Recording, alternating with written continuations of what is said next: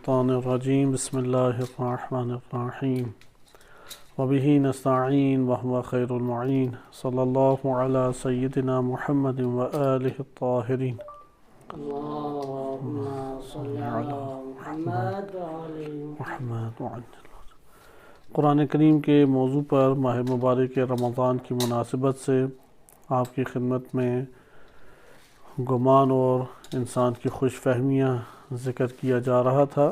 یہ موضوع قرآن کریم میں مختلف آیات کریمہ کے ضمن میں کئی مطالب کے ساتھ وارد ہوا ہے۔ آج ہم جس پہلو کو ملاحظہ کریں گے وہ کفار کے باطل گمانات ہیں۔ قرآن کریم میں سورہ نور آیت نمبر 57 میں ارشاد باری تعالیٰ ہوتا ہے، کیونکہ کفار کے مختلف گمان جن کا تعارف قرآن نے کرایا ہے، مثلا اللہ تعالیٰ کی قدرت سے ان میں سے اکثر بیش وابستہ ہیں۔ مثلا اللہ سبحانہ و تعالیٰ کے دوبارہ اٹھائے جانے کی قدرت کا انکار، یعنی انسان کو اللہ تعالیٰ دوبارہ اٹھائے، اس قدرت کے انکار، یا اسی طریقے سے کفار کا یہ انکار کہ قیامت آئے گی، یا یہ قرآن کریم کی آیات کا انکار کہ اللہ تعالیٰ کی پکڑ سے وہ بچ جائیں گے، وغیرہ وغیرہ۔ اس طرح کے باطل گمانات قرآن نے تعارف کرائے ہیں۔ انہی میں سے ایک سورہ نور آیت نمبر 57 میں وارد ہوا ہے، جس میں ارشاد باری تعالیٰ ہوتا ہے وَلَا تَحْسَبَنَّ الَّذِينَ كَفَرُوا مُعْجِزِينَ فِي الْأَرْضِ وَمَأْوَاهُمُ النَّارُ وَلَبِئْسَ الْمَصِيرُ، کہ تم لوگ ہرگز یہ گمان نہ کرو، یعنی وہ لوگ جنہوں نے کفر کیا ہے ان لوگوں کے بارے میں، وَلَا تَحْسَبَنَّ، آپ ہرگز یہ گمان نہ کریں، الَّذِينَ كَفَرُوا، جن لوگوں نے کفر کیا ہے، مُعْجِزِينَ فِي الْأَرْضِ، وہ زمین پر عاجز کر کے رکھ دیں گے، وَمَأْوَاهُمُ النَّارُ، ان کا ٹھکانہ جہنم ہے، وَلَبِئْسَ الْمَصِيرُ، اور انتہائی بدترین اور برا ٹھکانہ ہے۔ اس آیت کریمہ میں بھی اس بات کی نفی کی گئی ہے کہ جو کفار مختلف طرح کے گمانات کرتے تھے وہ حقیقت سے تعلق رکھتے ہیں۔ گمان کا کسی بھی صورت میں حقیقت سے تعلق نہیں ہے۔ قرآن نے واضح طور پہ ارشاد فرمایا ہے ان الظن لا یغنی من الحق شیئا، کہ ظن جو ہے وہ کسی قسم کا بھی انسان کے لیے حق سے آشکار نہیں، کسی قسم کا حق سے تعلق نہیں جوڑتا، حق کو آشکار نہیں کرتا۔ حتیٰ کہ علمی ادلہ میں بھی ظنی ادلہ قبول نہیں ہے، مگر یہ کہ کوئی قطعی دلیل کہہ دے کہ اس نوع کے، یعنی اس مورد جسے آپ موجب جزیہ کہہ سکتے ہیں، اس مورد کے ظن کو آپ قبول کریں، وَإِلَّا اصل قاعدہ ظن میں کیا ہے، گمان میں کیا ہے کہ قبول نہیں ہے۔ ان الظن لا یغنی من الحق شیئا، کہ حق سے کسی صورت بھی انکشاف کسی صورت ظن نہیں کرتا۔ اسی طرح جو گمان ہیں وہ گمان کسی صورت میں بھی حقیقت کو آشکار نہیں کرتے۔ اس کو ہمیں اپنے ذہن میں آشکار کرنا چاہیے۔ ادھر جو اصل مسئلہ پیش آیا وہ در حقیقت مسئلہ کفار کا ایک توہم ہے، ایک گمان ہے، اور وہ یہ سمجھتے تھے کہ چونکہ ہمارے پاس قدرت ہے، آلولات ہے، قبائل ہیں، تو ہم اللہ تعالیٰ کی پکڑ سے بھی بچ جائیں گے، اور اللہ تعالیٰ جو زمین پر چاہتا ہے ان کی نابودی وہ حاصل نہیں ہو سکے گی۔ جبکہ قرآن کریم نے بہت محکم طور پہ اس عقیدے کو انسان کے نفوذ میں باور کرنے کی کوشش کی ہے کہ اللہ تعالیٰ قادر ہے اور ہر شے اللہ کے تابع ہے۔ عموماً یہاں پہ ایک سوال پیدا ہوگا کہ کون شک کرتا ہے کہ اللہ تعالیٰ کی قدرت جو ہے وہ سب سے زیادہ بالا تر نہیں ہے، اور اگر بعض کفار نے کیا ہے تو اتنی کثیر آیات لانے کی کیا ضرورت؟ ایک سوال ذہن میں پیدا ہوتا ہے نا کہ اتنی کثیر آیات، یعنی ابھی آپ کی خدمت میں یہ آیات پڑھی جائیں گی، 12 سے یا 12 سے اوپر یہ آیات کریمہ ہیں جن میں معجزین کا تذکرہ وارد ہوا ہے۔ اس کے علاوہ آپ آیات دیکھیں جس میں ہے کہ اللہ تعالیٰ کے سامنے ہر شے خاضع ہے، یا یسبح للہ ما فی السماوات و ما فی الارض. تو اس کو کیوں قرآن اتنی شدت کے ساتھ باور کرانے کی کوشش کر رہا ہے؟ کیا آیا مد مقابل جو بشریت ہے، بالخصوص مسلمانوں کی ایک بڑی تعداد، وہ منکر ہیں اس عقیدے کے اور اس نظریے کے؟ یہاں پہ اگر ہم دقت کریں تو یہ حقیقت ہمارے لیے آشکار ہوگی کہ قرآن کریم اس عقیدے کو جو باور کرانا چاہ رہا ہے، در حقیقت انسان اپنے وجود میں محکم طور پہ یہ عقیدہ نہیں رکھتا، محکم طور پہ اس عقیدے کا مالک نہیں ہے.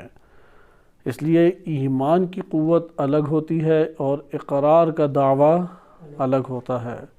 اقرار کر لیتا ہے لیکن قلب نے تسلیم نہیں کیا ہوتا، اور اگر تسلیم قلب اللہ کی قدرت کے سامنے خاضع ہونا اور اس کے تسلط، اس کی حاکمیت، قہاریت کا انسان کا نفس اور اس کا قلب قائل نہ ہو تو آثار بھی اس کے وجود پہ اس طرح سے ظاہر نہیں ہوتے. یہ ہمارے پاس ایک ابتدائی بیانیہ آپ کی خدمت میں ذکر کیا گیا جو آیا. ہم سب سے پہلے اعجاز کے یا عجز کے معنی کو ملاحظہ کرتے ہیں اور اس کے بعد انشاءاللہ تعالی دیگر آیات کو اسی کے ضمن میں دیکھیں گے. معجم المقاییس لغہ میں کلمہ عجز، اس کا مطلب وارد ہوا ہے کہ دو معنی ہیں. ایک ہے ضعف، کمزوری، یعنی عاجز جو کمزور ہو گیا. اور اگر ہم یہ کہیں کہ اعجز یعجز معجزین یا معجز، اس نے دوسرے کو کمزور کر دیا. بس پہلا معنی کیا ہے عجز کا؟ ضعف. اردو میں بھی یہ لفظ استعمال ہوتا ہے کہ وہ شخص عاجز آ کے رہ گیا، یعنی جتنی اس کی کوشش تھی اس میں ناکام ہوا اور ضعیف اور کمزور ثابت ہوا. اور دوسرا اس کا معنی مؤخر الشیء، ایک شے کو مؤخر کرنا، بعد میں لے کے آنا. اسی طریقے سے بعض دیگر لغات میں بھی یہ مطلب وارد ہوا ہے کہ عجزہ کا مطلب وہ حذف کرنا یا کمزور ہونے کے معنی میں ہے. مفردات راغب نے عجز الانسان یعنی مؤخرہ، کہ وہ اس کو تاخیر میں ڈالنے سے لیا ہے، یعنی اصل اس کا ہے تاخر، ایک شے کا تاخیر، مؤخر ہو جانا. عجز یعنی تاخر، ایک شے سے یا ایک شے کو انجام دینے میں وہ مثلا تاخیر کا شکار ہو گیا یا وہ اس کو انجام صحیح طریقے سے نہیں دے سکا، اور اسی سے پھر یہ کلمہ ضعف کے معنی میں استعمال ہوا. قریب معنی ہے مؤخر الشیء، ایک شے کا بعد میں ہو جانا. کیوں ایک شے بعد میں ہوتی ہے؟ چونکہ اس کو وہ اپنے وقت کے اوپر انجام نہیں دے سکا، یا جس کو مقدم کرنا چاہتا تھا مقدم نہیں کر سکا، اس وجہ سے یہ معنی سامنے آتا ہے. صاحب تحقیق اس حوالے سے ذکر کرتے ہیں کہ قدرت کے مقابلے میں کلمہ عجز استعمال ہوتا ہے. آپ ضعف کے عجز کا معنی یا ایک شے کا مؤخر ہونا قرار دے دیں، یا تأخر ایک شے کا خود مؤخر ہونا یا تاخیر اس کا معنی قرار دے دیں، ہر مطلب قدرت کے مقابلے میں نکلتا ہے. لہٰذا انہوں نے ذکر کیا کہ عجز کس کے مقابلے میں ہے؟ قدرت کے مقابلے میں ہے. فالعجز لہ مراتب، عجز کے پھر مختلف مراتب ہیں. اچھا، انہی میں سے قدرت کے پھر آثار اور ایک عجز کے آثار ہیں، کیونکہ مطلب واضح اردو میں یہ لفظ استعمال ہوتا ہے کمزوری ہے یا ضعف ہے یا ایک چیز کو انجام نہ دینا، یہ عجز کہلاتا ہے. لہذا عجز کے معنی کو ہم ذہن نشین کر لیں. ایک لفظ عجز کا معنی کیا ہوگا؟ کمزوری، ضعف، یا انسان ناتوانی کا احساس کرے کہ اپنے وجود میں کہ وہ اسے انجام نہیں دے سکا. اور مؤخر الشیء، ایک شے کا بعد میں ہو جانا، تاخیر ہونا یا مؤخر ہونا، یہ بھی اسی سے تعبیر ہے کہ چونکہ اس کو وہ اپنے وقت پر انجام دینے سے قاصر رہا، ناتوان رہا، کمزور رہا، ضعیف رہا، اس وجہ سے وہ چیز مؤخر ہوئی. اس کے مقابلے میں ہے قدرت. یہ مطلب جب حل ہو گیا، اب دوسرا معنی ہمارے پاس آتا ہے، اور دوسرا معنی ہمارے پاس یہ ہے کہ قدرت کے بھی آثار ہیں اور عجز کے بھی آثار ہیں. قدرت کس سے پہچانی جاتی ہے؟ اپنے اپنے آثار سے پہچانی جاتی ہے، اور عجز کس سے پہچانا جاتا ہے؟ وہ بھی اپنے آثار سے پہچانا جاتا ہے۔ قرآن کریم اس نظریے کو ایمان کی سطح کے اوپر انسانی نفوس میں برقرار کرنا چاہتا ہے کہ قدرت کا واحد سرچشمہ اللہ تعالیٰ کی ذات ہے، اور جس ہستی کے پاس قدرت ہے وہ بھی فقط اور فقط اللہ کی ذات ہے، اور اللہ کے مقابلے میں جو ہستی بھی ہے، چاہے وہ انبیاء و رسول علیہم السلام ہوں، یا فرشتگان ہوں، یا اوصیاء و ائمہ اطہار علیہم السلام، یا اولیاء کوئی بھی ہوں، اللہ کے مقابلے میں کیا ہیں؟ وہ عاجز ہیں۔ یہ قرآن کا نظر، یعنی قرآن اس بات کو فقط ایک زبانی کلامی کر کے نہیں، بلکہ اس کی تصدیق کے لیے مختلف مثالیں پیش کرتا ہے، مختلف حقائق پیش کرتا ہے۔ بس قرآن کا یہاں پہ کیا کہنا ہے کہ قدرت کا سرچشمہ کون سی ذات ہے؟ اللہ کی ذات ہے، کیونکہ انسان کی زندگی پہ بعض اعتقادات بہت گہرا اثر کرتے ہیں، خصوصاً معاشروں کی رہنمائی میں، اور معاشروں میں جو ریاست کے بڑے بڑے فیصلے ہوتے ہیں، ان فیصلوں میں یہی نظریات اور اعتقادات وہ بہت بڑا انسان کے اوپر اثر انداز ہوتے ہیں، اور ایک اہم فیصلہ کرنے کی قوت کو وجود میں دینے کا سبب بنتے ہیں۔ حتیٰ کہ گھرانوں کے اندر جو ہم مختلف فیصلے کرتے ہیں، اپنی زندگی میں مختلف فیصلے کرتے ہیں، ان سب میں بعض نظریات بہت مؤثر ہیں، یعنی بعض ایسے نظریات ہیں جو وقت پہ جن کی تاثیر نمایاں ہوتی ہے، بعض ایسے نظریات ہیں جن کی ہر لحظہ تاثیر انسانی زندگی میں نمایاں ہو رہی ہے۔ اگر اس میں ہم نے حق نظریے کو اختیار نہ کیا تو ناحق نظریے کے مالک ہیں ہی ہیں، یہ نہیں ہو سکتا کہ اس میں کسی نظریے کے اور مالک نہ ہوں۔ اس بات کا میں حساسیت کی وجہ سے دوبارہ آپ کی خدمت میں تکرار کر دوں کہ انسان کے وجود میں بعض نظریات وہ بہت گہرا اثر ڈالتے ہیں، اس قدر بڑے پیمانے پہ وہ اثر انداز ہوتے ہیں کہ ہر لحظہ، ہر لمحہ، ہر فیصلہ انسان کی زندگی کا اس سے متاثر ہے۔ اگر وہ حق نظریہ نہیں رکھتا، اس میں لا محالہ کون سا نظریہ رکھے گا؟ فاسد اور باطل، گمراہ کن نظریہ رکھے گا۔ اگر حق نظریہ، ادھر حق اقرار کی بات نہیں ہے، اقرار تو بہت سارے لوگ کر لیتے ہیں، ادھر جس چیز کا تذکرہ کیا جا رہا ہے وہ کیا ہے؟ حق نظریہ۔ حق نظریے کا جو قائل ہو وہ اس جگہ پہ بچ جائے گا، وَإِلَّا اس کا شکار ہے، کیونکہ بعض ایسے نظریات ہم اپنی زندگی میں دیکھتے ہیں، وہ ہمیں کام آتے ہیں اپنے عین موقع اور محل کے اوپر، زندگی میں جب اس کا موقع اور محل آئے تب ہمیں کام آتے ہیں، لیکن عمومی عام زندگی میں اس کے شواہد ہمیں دیکھنے کو کم ملتے ہیں۔ لیکن بعض ایسے نظریات ہیں جو ہمارے زندگی میں بہت گہرے طور پہ اثر انداز ہیں۔ مثلاً کون سے ایسے نظریات ہیں جو ہماری زندگی میں بہت زیادہ گہرے طور پہ اثر انداز ہے اور ہر لحظہ، ہر لمحہ ہمارے وجود پہ ایک اثر برپا کر رہے ہیں؟ ان میں پہلا نظریہ ہے معبود ہونے کا، کیونکہ انسان اسی ذات کے سامنے بھرپور طریقے سے عبادت کرتا ہے، خاضع اور انکساری کا اظہار کرتا ہے کہ جس کے معبود ہونے کا قائل ہوتا ہے۔ معبود ہونے کے بہت گہرے اثرات ہیں۔ دوسرا نظریہ اللہ تعالیٰ کا رب ہونا، جسے رب مانے گا اس کے ساتھ اس کا تعلق عبادت جڑے گا، کیونکہ رب کی صورت میں تعلق عبادت سامنے آتا ہے۔ حقیقی اور رب کی یہاں پہ بات کی جا رہی ہے۔ رب ہونا، اگر آپ حقیقت کے مطابق کسی ہستی کو رب نہیں مانیں گے تو اس کے نقصانات بے تحاشا نقصانات ہیں اس دنیا کے اندر، جو بھی آپ دیکھ بھی رہے ہیں۔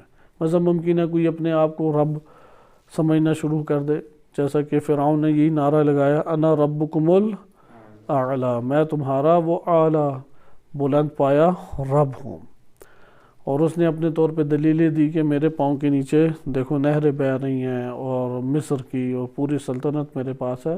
خلاصہ کلام، جو اللہ کو رب نہیں مانے گا تو بالآخر اس دنیا میں انسان محتاج ہے، وہ کسی کی طرف پھر رجوع کرے گا۔ جو اپنا رب اللہ کو مانے گا ہر ٹائم اس کی طرف رجوع کرے گا، جو اپنا رب غیر اللہ کو مانے گا غیر اللہ کی طرف ہر ٹائم رجوع کرے گا۔ اس طرف توجہ رہے کہ توسل وہ اللہ ہی کی طرف رجوع کرنا ہے، وہ غیر اللہ کی طرف رجوع کرنا نہیں ہے، کیونکہ اللہ کے نظام کے تحت اس کے قوانین کی رعایت کرنا اور اس کے مطابق قدم اٹھانا وہ اسی کی طرف رجوع ہے۔ بہرحال آپ نے اس میں دیکھا رازق ہونا، اگر رازق انسان جس کو مانے گا اس کے سامنے ویسا ہی عمل انجام دے گا۔ مثلا گھر میں ایک فرد ہے، وہ اپنے آپ کو رازق قبول کروا لے، آپ دیکھیں گے کہ سارے اس کی مرزوق جو ہیں، جو اس کے ہاتھ سے لیتے ہیں، وہ اس کی انتہائی عزت اور توقیر کریں گے۔ یہ بھی ان کے اوپر ایک اپنی سلطنت اور اپنے تسلط کا ایک احساس کرے گا۔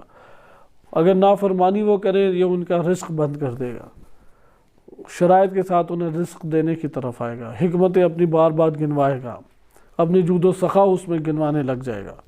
آپ نے دیکھا کہ رزق انسان کا رازق ہونے کے حوالے سے گہری تاثیر ہے۔ اس ٹائم دنیا میں مایوسی اور ناامیدی بہت چھائی ہوئی ہے، کیونکہ میڈیا نے ہمیں انتہائی رنگین اور سنہری زندگی کا ایک تصور پیش کیا، جو ایک چھوٹے سے کلپ میں 5 یا 10 سیکنڈ کے کلپ میں وہ ایک تصور دے جاتا ہے کہ تم ہر ٹائم عیاشی کرتے ہوئے خوبصورت جگہوں پہ مثلا اپنے خانوادے کے ساتھ زندگی بسر کر رہے ہو، اور یہ گھر بھی ہو، گاڑیاں بھی ہوں، اور فلاں چیزیں بھی ہوں۔ ایک چھوٹے سے کلپ میں وہ ایک زندگی کا عیاشی والا تصور انسان کے وجود میں منتقل کر جاتا ہے، اور انسان غافل جو ہوتا ہے وہ اس کا شکار ہو جاتا ہے۔ لیکن جب وہ رزق کی طرف آتا ہے تو دیکھتا ہے کہ میں رازق ہوں، جب اپنے آپ کو رازق سمجھتا ہے نا امید ہونے لگ جاتا ہے، کہتا ہے میں تو یہ ساری عمر نہیں کر سکتا۔ ایک وقت آئے گی وہ دیکھتا ہے مثلا جاب میری جا سکتی ہے، کاروباری نقصان ہو سکتا ہے، اس کے پاس وسائل اتنے مہیا نہیں ہیں۔ لہٰذا جو رازق اللہ کو نہیں مانتا پریشان رہتا ہے، وہ اسی ٹینشن میں رہتا ہے میں نے پورا کیسے کرنا ہے، وہ اسی ٹینشن میں رہے گا کہ آئے گا کہاں سے، نا امید ہو جاتا ہے۔ اسی طرح کوئی اور کسی اور کو رازق مانتا ہے، مثلا پاکستان کی ریاست ہے، وہ امریکہ کو رازق مان لے، اس کے بل بوتے پہ ملک کو تباہ و برباد کرے گی، جیسا بھی ایران اور پاکستان کا 2010 میں معاہدہ ہوا تھا۔ بارڈر تک کئی سال ہو گئے کہ ایران نے پائپیں پہنچا دی، لیکن ابھی ہم دیکھتے ہیں کہ امریکہ کی دھمکی کی وجہ سے پاکستان قدم اٹھانے سے ڈر رہا ہے۔ اگر اٹھا لیا تو وہ پابندیاں لگائے گا، پابندیاں لگائے گی تو پھر کیا انہیں ڈر رہا ہے، ملک کیسے چلے گا؟ جبکہ ایران میں کوئی آ کے دیکھے اور ادھر ترقی جو ہوئی ہے، جیسے معروف جو اینکر ہے یا کالم نگار ہے جاوید چودھری، اس نے سفر کیا حالیہ کچھ دنوں میں، تو بڑا اچھا اس نے بیانیہ دیا ہے ایران کے بارے میں اور ادھر کی ترقی کے بارے میں بتایا، کیونکہ غربی میڈیا ادھر کی ایران کی اندرونی صورتحال ایسے پیش کرتا ہے جیسے پتھروں اور مٹی کے گھروں میں یہ رہ رہے ہیں، ادھر کوئی ہے ہی نہیں ہے، ترقی نہیں ہے۔ تو اس نے آ کے پھر جب بتایا اور ساری جگہوں کی اس نے بڑی اچھی تصویریں بنائی ہیں، بڑی اچھی اس نے ڈاکومنٹری چھوٹی چھوٹی بنائی ہیں، اور اس سے پھر بہت سارے لوگوں کے سامنے عیاں بھی ہوا۔ تو یہاں پہ تو بہت پابندیاں لگی ہوئی ہیں، اس کے باوجود یہ ملک ترقی کر رہا ہے، اس کے باوجود ماضی سے بہتر حالات ہیں، کیونکہ رازق اگر پاکستان کے جو حکمران ہیں وہ امریکہ کو رازق سمجھیں گے، ورلڈ بینک کو، MIF کو رازق اپنا سمجھیں گے، تو یہی حال ہوگا۔ ضروری ہے کہ اللہ کو رازق مانیں، اللہ کو رازق نہیں مانیں گے تو پھر لا محالہ کسی کو تو رازق آپ مانیں گے، جب کسی اور کو رازق مانیں گے اس کے سامنے جھکیں گے، اس کے سامنے اپنی تذلیل کرائیں گے، ہاتھ پھیلائیں گے، اس کے مطابق چلیں گے، چونکہ رب وہ ذات ہے کہ جو دیتی ہے، رازق بھی ہے، مالک بھی ہے، اس لیے انسان رب کی عبادت کرتا ہے۔ ادھر انہوں نے رب بھی اپنے کسی اور کو بنایا ہوا ہے عملی طور پہ۔ لہٰذا انہی نظریات میں سے ایک نظریہ ہے کہ قدرت کا سرچشمہ اللہ کی ذات ہے، اس کا بہت گہرا انسانی وجود پہ اثر ہوتا ہے۔ مثلا ایک دھمکی دے دیتا ہے باطل یا استعمار، جیسے اس ٹائم پاکستان کو انہوں نے دھمکی دے دی کہ اگر ایران کے ساتھ انہوں نے اپنے معاہدے کو تکمیل تک پہنچایا، جبکہ دو ممالک آپس میں اپنی فلاح و بہبود کی خاطر اقتصادی امور کو مد نظر رکھتے ہوئے ایک معاہدہ کریں اور اسے عملی کرنے کی کوشش کریں، تو ایک ساتھ سمندر پار ملک کو کیا اس حوالے سے تکلیف پہنچتی ہے کہ وہ پاکستان کو منع کریں، وہ مداخلت کرنے کا حق ہی نہیں اصلا رکھتا، یعنی اس کو حق کس نے دیا کہ دو ممالک کے اقتصادی معاملے کے اندر جس میں ان دونوں ممالک کا فائدہ ہو اس میں وہ کسی قسم کا حق رکھے؟ لیکن دیکھیں کہ اس نے اپنی خدائی ان سے منوائی ہوئی ہے اور انہوں نے بھی اس کے سامنے سر بسجود ہو کے تسلیم کیا ہوا ہے۔ اگر اللہ کی قدرت کے عقیدے کو مان لیں تو وہ یہ بات کہیں گے وَلَا تَحْسَبَنَّ الَّذِينَ كَفَرُوا مُعْجَزِينَ فِي الْأَرْضِ، زمین کے اوپر یہ نہیں کر سکتے معجز، ان کے بس سے باہر ہے کہ زمین کے اوپر کیا کر دیں، ان کو ناتوان کر دیں، کمزور کر دیں۔ ملاحظہ کیا کہ اس کی کتنی تاثیر ہے اس جملے کی، کہ اس ٹائم پاکستان کے عوام ایسی حالت میں آ گئے ہیں کہ اب احتجاج کرنے کے بھی قابل نہیں رہے۔ پہلے تو اتنا دم خم ان کے وجود میں ہوا کرتا تھا، وہ بھی انہوں نے نچوڑ لیا ہے۔ سردیاں اچھی خاصی بڑھتی جا رہی ہے، پھر بعض علاقوں میں تیز بارش اور برف باری، اور بعض علاقے انتہائی گرم ہو گئے، جیسے کراچی کا علاقہ ہے کہ انتہائی گرمی ادھر آتی جا رہی ہے۔ تو بجلی اور گیس اس وقت بنیادی ضرورت بن چکی ہے انسانیت کی۔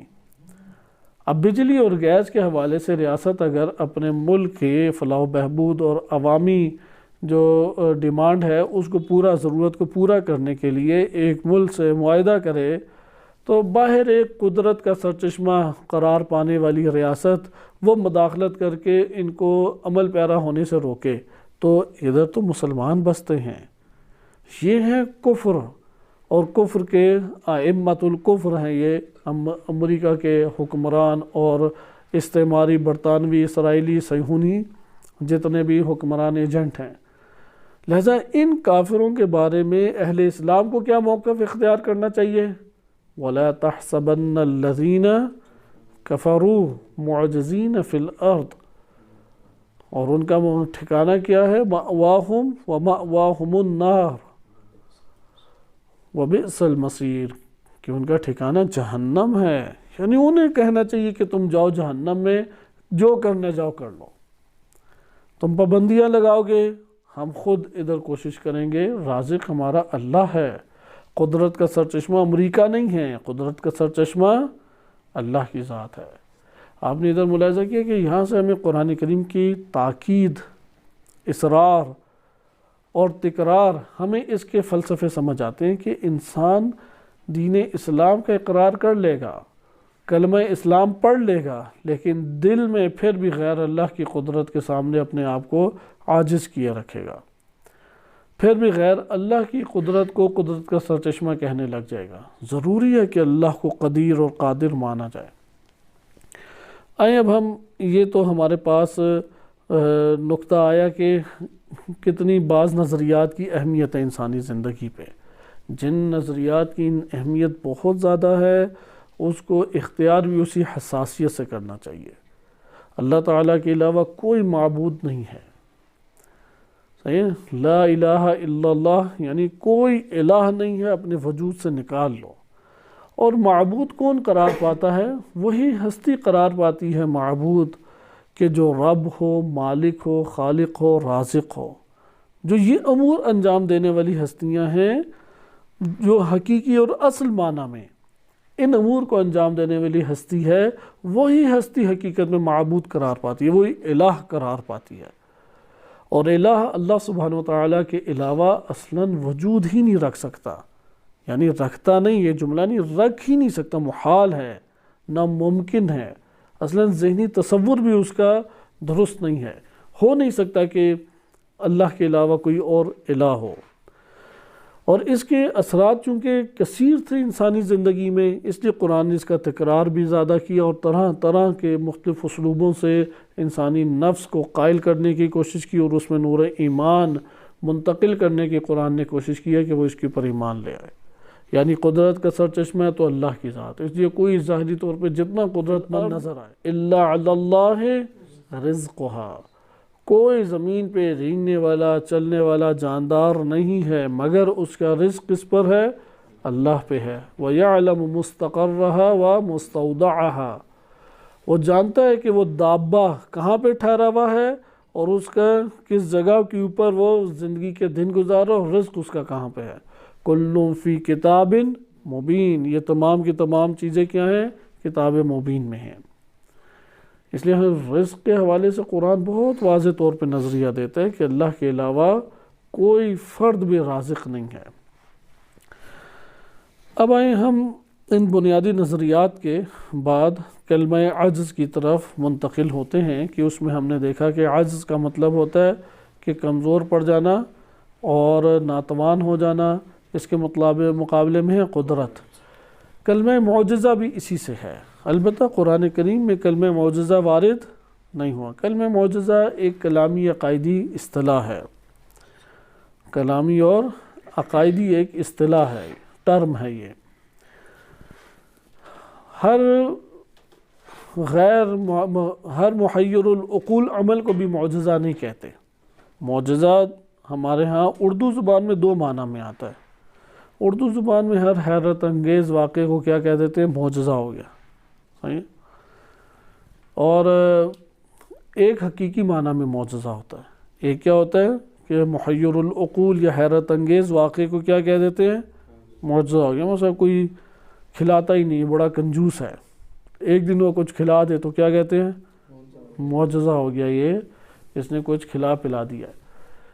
یا اسی طریقے سے کوئی غصے کو قابو کر لے، کہتے ہیں آج تو معجزہ ہو گیا، توقع تو یہ نہیں تھی۔ یا عموماً ایسا ہوتا ہے ایکسیڈنٹ ہوا، گاڑی بالکل تباہ و برباد ہو گئی اور افراد اندر سے بچ گئے، ہم کہتے ہیں معجزہ ہو گیا۔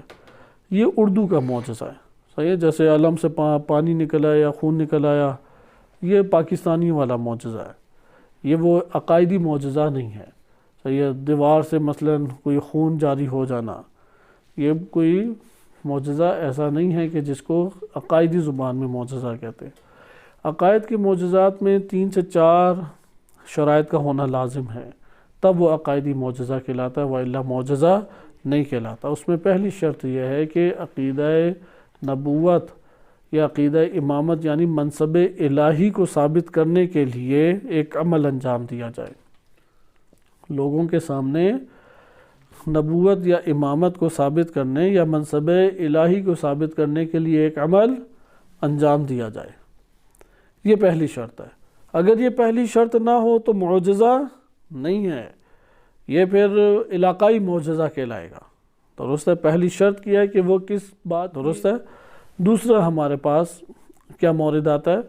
دوسری شرط یہ آتی ہے کہ جس عمل کو وہ انجام دے وہ عمل چیلنج نہ کوئی کر سکے اس زمانے میں کوئی بھی اسے چیلنج نہ کرے، یعنی اس کا توڑ نہ لا سکے، اس کو عاجز نہ کر سکے، اس جگہ معجزہ کہلاتا ہے۔ اس دوسری شرط کی وجہ سے اس پورے کے پورے اعتقاد کا نام کیا پڑ گیا؟ معجزہ۔ یعنی کوئی بھی اسے چیلنج کر کے، اسے تحدی بھی کہتے ہیں، تحدی ہے سے نا، جیسے قرآن نے سورہ ہود میں بھی ارشاد باری تعالیٰ ہوتا ہے ام یقولون افترا قل فأتوا بعشر سور مثلہ مفتریات، تم بھی ذرا خود سے بنا کے 10 صورتیں لے آؤ، صحیح ہے؟ وَادْعُوا مَنِ اسْتَطَعْتُم مِّن دُونِ اللَّهِ إِن كُنتُمْ صَادِقِينَ، بلا لو جو تمہاری استطاعت میں ہیں بندے اللہ کے علاوہ۔ بعض مفسرین نے یہاں تک لکھا ہے تمام انبیاء اور رسولوں کو بھی ملا کے لے آؤ اللہ کے علاوہ بالفرض، اگر تم نے لانا ہے اللہ کے علاوہ جو استثناء ہے من دون اللہ، اللہ کے علاوہ جس کو لاؤ گے نہیں یہ کام کر سکتے، حتیٰ کہ کسی ولی خدا کو کیوں نہ لے آؤ، معجزہ ہے وہ، من دون اللہ ان کنتم صادقین۔ پھر خود آگے فَإِن لَّمْ، قرآن کریم بیان فرماتا ہے فَإِن لَّمْ يَسْتَجِيبُوا لَكُمْ، اگر یہ لوگ تمہیں کوئی جواب نہ دے، فَاعْلَمُوا أَنَّمَا أُنزِلَ بِعِلْمِ اللَّهِ، پھر جان لو کہ یہ کیا ہے؟ فقط اور فقط اللہ کے علم سے ہی نازل ہوا ہے، بدون علم نازل نہیں ہوا۔ وَأَن لَا إِلَٰهَ إِلَّا هُوَ، اللہ کے علاوہ کوئی الہ نہیں ہے۔ فَهَلْ أَنْتُمْ مُسْلِمُونَ، کیا تم لوگ مسلمان اسلام لانے والے ہو؟ یعنی فَإِن لَّمْ يَسْتَجِيبُوا لَكُمْ، کہ قرآن واضح کہہ رہا ہے کہ اب جب تم دیکھو، اسی کو معجزہ کہتے ہیں، دیکھو کہ جواب نہیں لائے گا تو پھر کہاں سے ہے؟ یہ اللہ کی جانب سے ہے، صحیح؟ معجزے کی دلیل بنتی تب ہے کہ اس کا جواب نہ لایا جائے. اسی کو چیلنج کرنے سے کیا مراد ہوتا ہے؟ کوئی جواب نہ لا سکے. یہ آیت بن سکتی ہے دلیل؟ آیت کریمہ تو بیان کر رہی ہے نا کہ خود چیلنج کر رہی ہے. ایسے کہتے ہیں کہ نبی صلی اللہ علیہ وسلم نے قرآن کو معجزے کے طور پہ متعارف کرایا اور چیلنج کیا کہ کوئی لے آئے. ہاں، پہلے کہا 10 صورتیں، پھر کہا ایک سورہ ہی لے آؤ. وہ ایک سورہ بھی نہیں لا سکتے. تو خلاصہ کلام، خود کلمہ معجزے کو پہلے سمجھو کہ عقائدی نظریہ کیا ہے معجزے کے بارے میں. عقائدی معجزہ کہتے ہیں کہ اول اس بات نبوت و امامت کا باعث ہو. صحیح. نمبر 2 کیا ہے کہ اس کو کوئی چیلنج نہ کر سکے، کوئی اس کا جواب نہ لا سکے. مثلا حضرت موسیٰ کلیم اللہ علیہ السلام، وہ جب اژدہا بنتا تھا ان کا عصا، تو وہ معجزے سے بنتا تھا، جادو نہیں تھا. اس لیے جادوگر سمجھ گئے کہ یہ جادو نہیں ہے، فوراً سجدے میں پڑ گئے. تو یہ جو معجزہ ہے اس کو اس وقت کے دور میں کوئی نہیں توڑ سکتا. اور قرآن کریم چونکہ تا قیامت معجزہ ہے، نبی صلی اللہ علیہ وسلم کے بہت سارے معجزات ہیں، لیکن 2 معجزات تا قیامت ہیں. 2 معجزات. پہلا معجزہ یہ قرآن کریم ہے، اور دوسرا معجزہ وہ ائمہ اطہار علیہ السلام ہیں. کوئی بھی انہیں چیلنج نہیں کر سکتا، نہ ان کے علم کو، نہ ان کے کمال کو، نہ ان کی شجاعت کو. کوئی بھی کسی پہلو سے. آج امام زمان عجل اللہ تعالی فرجہ شریف وہ ایک حقیقی معجزہ ہیں جو نسل رسول صلی اللہ علیہ وسلم سے موجود ہیں کرۂ ارض کے اوپر. خلاصہ یعنی انہیں عاجز نہیں لا سکیں گے. اس بات نبوت اور امامت کے لیے پیش کیا جا سکتا ہے انہیں. خوب، تیسری شرط جو اس میں ہے کہ جو بھی عمل انجام دیں گے وہ خارق العادہ ہو. خارق العادہ یعنی لوگ عموماً اس کے قائل یا اس کے ساتھ مانوس نہیں ہوتے. مثلا اگر سورج ہمیشہ مشرق سے نکلتا ہے تو معجزہ ہوگا مغرب سے نکال کے دکھائیں. خارق العادہ، خرق کہتے ہیں چیرنے کو، عادت کہتے ہیں لوگ جس کو عمومی طور پہ دیکھتے اور مانوس ہیں، جن طور طریقوں اور قوانین سے مانوس ہیں، اس کو کیا کہتے ہیں؟ عادت. صحیح ہے. عادت کو وہ توڑ دیتا ہو. مثلا اژدہا عموماً عصا نہیں بنتا.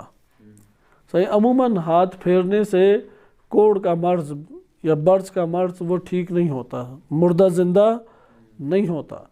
اسی طریقے سے پہاڑ کے اندر سے اونٹنی نہیں نکلتی. اونٹنی کے اندر سے اونٹنی نکل سکتی ہے، پہاڑ کے اندر سے تو نہیں نکلتی اونٹنی. تو یہ ہمارے پاس آ جاتے ہیں کہ خرق العادہ، کہ عادت کے برخلاف. عادت یعنی لوگ جن قوانین کے عادی ہو چکے ہیں اور اس سے مانوس ہو چکے ہیں، اس کے برخلاف وہ عمل انجام دیا جا رہا ہو. اس جگہ پہ بہت اہم توجہ کرنے کی ضرورت ہے کہ جب ہم کہتے ہیں خرق العادہ، وہ عقلی طور پہ انجام دینا ممکن ہونا چاہیے. معجزہ ان چیزوں سے تعلق نہیں رکھتا جو عقل کے دائرے سے بھی باہر ہیں. مثلا عقل کہتی ہے کہ 2 نقیضین آپس میں جمع نہیں ہو سکتے. آپ کے انسان بھی اور اسی وقت یہ لا انسان بھی ہے، اور ایک ہی جہت سے، ایک ہی مقام پر، اور ایک ہی شخص ہے، ایک ہی وقت میں، ایک ہی زمان میں، کہ یہ انسان بھی اور لا انسان بھی. آپ کہتے ہیں یہ نہیں ہو سکتا. صحیح. معجزہ عقلی چیزوں سے تعلق، یعنی عقلی چیزوں کے توڑنے سے تعلق معجزہ نہیں رکھتا. اچھا، طبیعی قوانین توڑتا یا نہیں، یہ دوسری چیز. چونکہ یہ تو ہماری کلامی کتابوں میں اکثر بیشتر آیا کہ معجزہ عقلی چیزوں کو توڑ کے نہیں پیش کرے گا. عقلی چیزوں کے برخلاف معجزہ کبھی بھی عمل انجام نہیں دیتا. لوگ جس کے عادی ہو چکے ہیں اس عادت کے برخلاف عمل انجام پائے گا، لیکن عقلی امر کے بھی برخلاف عمل انجام پائے گا معجزے میں، یہ کبھی نہیں ہوگا. اور کیا ہے معجزے میں؟ طبیعت کی بھی خلاف ورزی نہیں ہوتی. حقیقی معنی میں جو طبیعی قوانین ہیں ان کی خلاف ورزی نہیں ہوتی. یہ تھوڑا طولانی مقدمہ. مثلا اگر موسیٰ علیہ السلام کا عصا وہ اژدہا بنتا تھا تو طبی قوانین کے تحت کیا ایک وقت نہیں آتا کہ لکڑی سانپ بن جائے؟ آج ڈاکومنٹری میں دیکھتے بھی ہیں کہ ایک لکڑی ہے، مثلا چونٹی لکڑی بن گئی، مری ہے، اس پہ کوئی چیز گرنے کے بعد وہ جسم اس لکڑی کا حصہ بنا اور وہاں سے پھر ایک ٹہنی نکلے. یعنی وہ جو اس کی 2 مونچھوں ٹائپ چیزیں تھیں وہ دونوں کیا 2 ٹہنیاں ہلکی ہلکی بننا شروع ہو گئی. اس لیے معجزہ طبیعی قوانین انسان کی اس تک رسائی ابھی نہیں پہنچی. مثلا اگر شق القمر ہوا نبی صلی اللہ علیہ وسلم کی انگلی کے ایک اشارے سے، تو وہ اس ہم کہہ سکتے ہیں کہ قدرت کے مالک تھے، اس ٹیکنالوجی کے مالک تھے کہ وہ یہ کام کر سکیں، لیکن ابھی تک بشر اس سطح تک نہیں پہنچا۔ اسی لیے علماء اس کے اوپر طولانی کلام موجود ہے کہ وہ طبیعت کے قوانین کی بھی خلاف ورزی حقیقت میں نہیں ہوتی، طبیعت میں وہ انجام پا سکتا ہے، محال نہیں ہے، دائرے امکان میں تھا، لیکن بشریت ابھی اتنی ترقی نہیں کر سکی کہ اس کو وہ برپا کر سکے۔ تو یہ ہمارے پاس چند معجزے کے حوالے سے نکات تھے کہ جو آپ کی خدمت میں اس کے ضمن میں اس لیے بیان کی گئے کیونکہ درمیان میں اسی سے بات ہمارے آ گئی کہ کیونکہ معجزے میں کیا ہوتا ہے، اگلے کے عجز کر دیا جائے، کمزور کر دیا جائے، ایک ایسا عمل جس سے دوسرے کی قدرت انجام دینے سے عاجز ہے، جو قدرت نہیں رکھتا، ضعف کا احساس کرتا ہے، کمزوری کا احساس کرتا ہے کہ اسے انجام دے سکے، تو اس عمل کو کیا کہا جائے گا؟ معجزہ۔ اگر یہی سارا عمل انجام پائے اور دعوی نبوت و امامت یا اس بات دعوی نبوت و امامت یہ شرط ہٹا دیں تو اسے کہتے ہیں کرامت۔ اس لیے کرامت میں حقیقت کے اعتبار سے کوئی فرق نہیں ہے، معجزہ اور کرامت میں، صحیح ہے، مورد کے اعتبار سے فرق ہے۔ یعنی کرامت میں بھی یہی ہوتا ہے کہ جو قوانین کے عادی لوگ ہوئے ہوئے ہیں اس کو وہ توڑتا ہے، عمل خرق کرتا ہے، لیکن طبیعت کے حقیقت میں قوانین کو نہیں توڑا۔ لوگ ابھی اس کو سمجھ رہے تھے کہ یہ طبیعت کے خلاف ہے، جبکہ یہ طبیعت کے عین مطابق ہے، ابھی علم اور ترقی اتنی نہیں ہوئی کہ وہ اس کو پہچان لیتے۔ اسی طریقے سے اسے اگلا عاجز ہے، اسے نہیں وہ توڑ سکتا، اس کا جواب نہیں لا سکتا، اس کے مد مقابل وہ عمل انجام نہیں دے سکتا۔ کرامت اسی طریقے سے ہوتی ہے، اسے کیا کہتے ہیں؟ کرامت۔ یہاں پہ پھر ایک اور بحث ہے کہ آیا یہ انسان خود یہ قدرت رکھتا ہے کہ اس طرح کے اعمال کو صادر کرے، یا صرف اللہ تعالیٰ یہ قدرت رکھتا ہے، اور اللہ سبحانہ و تعالیٰ نے جس طرح سے درخت سے موسیٰ علیہ السلام کے لیے آواز ایجاد کی، ادھر نبی معصوم یا ولی اس کے روح یا اس کا جسم اس طرح درخت کی معنی کی ایک حیثیت رکھتا ہے، وَإِلَّا اندر اس کی کوئی قدرت نہیں ہوتی۔ یہ بحث کوئی خاص فائدہ مند بحث نہیں ہے، کیونکہ اللہ کو ہٹا دیں تو کوئی بھی چیز کوئی اثر نہیں رکھتی، اور اللہ کے وجود کے ساتھ ممکن ہے کہ اللہ کسی نفس کو یہ قدرت دے دے، لیکن کہاں سے یہ سرچشمہ آ رہا ہے؟ وہ اللہ تعالیٰ کی جانب سے یہ سرچشمہ آ رہا ہے۔ ہمارے یہاں پاکستان میں بھی بعض ایسے بزرگان گزرے ہیں جو اس بات کے قائل تھے کہ حضرت عیسیٰ علیہ السلام نے جو انجام دیا وہ ممکن ہے ایک درخت بھی انجام دے لیتا، کیونکہ فرق ہی کیا ہے اس میں، کیونکہ اصل تو اللہ تعالیٰ کر رہا ہے۔ تو یہاں پہ علماء جواب دیتے ہیں بلا شک و شبہ اللہ تعالیٰ ہی ہر عمل کو انجام دے رہا ہے، لیکن اللہ تعالیٰ حکیم ذات ہے، عادل ذات ہے، جو قابلیت اور صلاحیت رکھتی ہے وہی اس کو انجام دے گی، وَإِلَّا انجام نہیں پا سکتی۔ تو اس لیے اللہ تعالیٰ نے بھی معجزہ اور کرامات وہ ایسے نفوس سے صادر کرائے ہیں جو یہ اہلیت رکھتے تھے، جو اہلیت نہیں رکھتے تھے ان سے وہ چیزیں صادر بھی نہیں ہو سکتی۔ ہم آ جاتے ہیں اپنے اسی موضوع کے اوپر کہ معجزے کو معجزہ اس لیے کہتے ہیں چونکہ اس میں وہ اپنے مد مقابل کو کمزور کر کے رکھ دیتا ہے، عاجز کر کے رکھ دیتا ہے، ضعیف کر کے رکھ دیتا ہے کہ وہ اس طرح کا عمل انجام دے سکے جیسا کہ یہ معجزہ دکھانے والا عمل انجام دے رہا ہے، اس لیے اسے کیا کہتے ہیں؟ معجزہ۔ قرآن کریم نے آثار کو پھر ذکر کیا ہے۔ اب اللہ تعالیٰ کی قدرت کے آثار دیکھیں تو وہ تو بحث ہی ہمارے پاس یعنی اتنی واضحات میں سے کہ کوئی طولانی بحث کی ہمیں شاید ضرورت نہ پیش آئے۔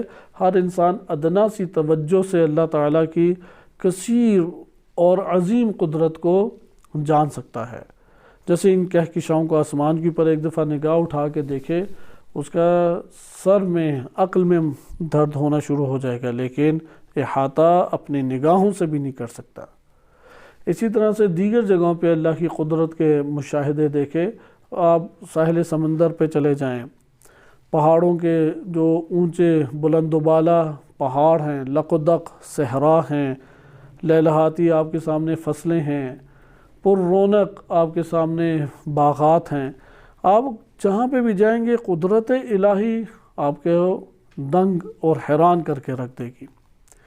مثال کے طور پہ قدرت الہی کا آپ یہ نمونہ دیکھیں، ایک چھوٹا ذرہ انسان بنانے سے قاصر ہے، یعنی جو مکھی لے جاتی ہے، ابھی تک سائنس ایجاد کر سکی ہے کہ مکھی زندہ رہے اور اس کے منہ سے وہ نوالا چھین لے؟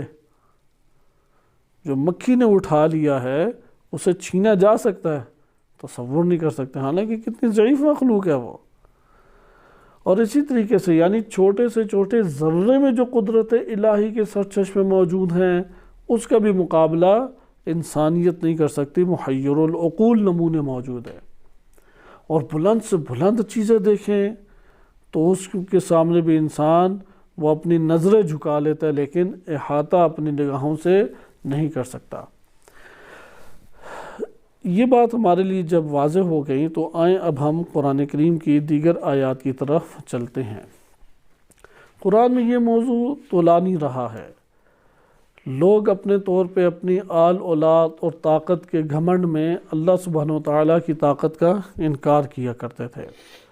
حضرت نوح علیہ السلام نے بھی تبلیغات کی، اب ضعیف طبقہ تھا، جیسا کہ آپ خطبہ قاسیہ میں یہ امیر المومنین علیہ السلام کے کلمات کئی دفعہ سن چکے ہیں اور پڑھ چکے ہیں کہ امام علی علیہ السلام فرماتے ہیں کہ اگر اللہ تعالیٰ اپنے انبیاء کو، انہیں اللہ نے مبعوث کیا ہے، اگر اللہ تعالیٰ انہیں سونے کے کنگن اور ہیرو جواہرات کی کانیں دے دیتا اور پرندوں کی ہمراہی، سر کے اوپر دیکھیں تو ہر قسم کے پرندے اس نبی کے ساتھ آ رہے ہیں، اور صحرائی اور جنگلی جانوروں کے ایک بڑا ریوڑ یا ایک بڑی تعداد جو ہے وہ اس کے ہمراہ آ رہی ہے، تو کسی کو قبول کرتے ہوئے مسئلہ پیش آتا ہے کہ یہ نبی ہے یا نہیں؟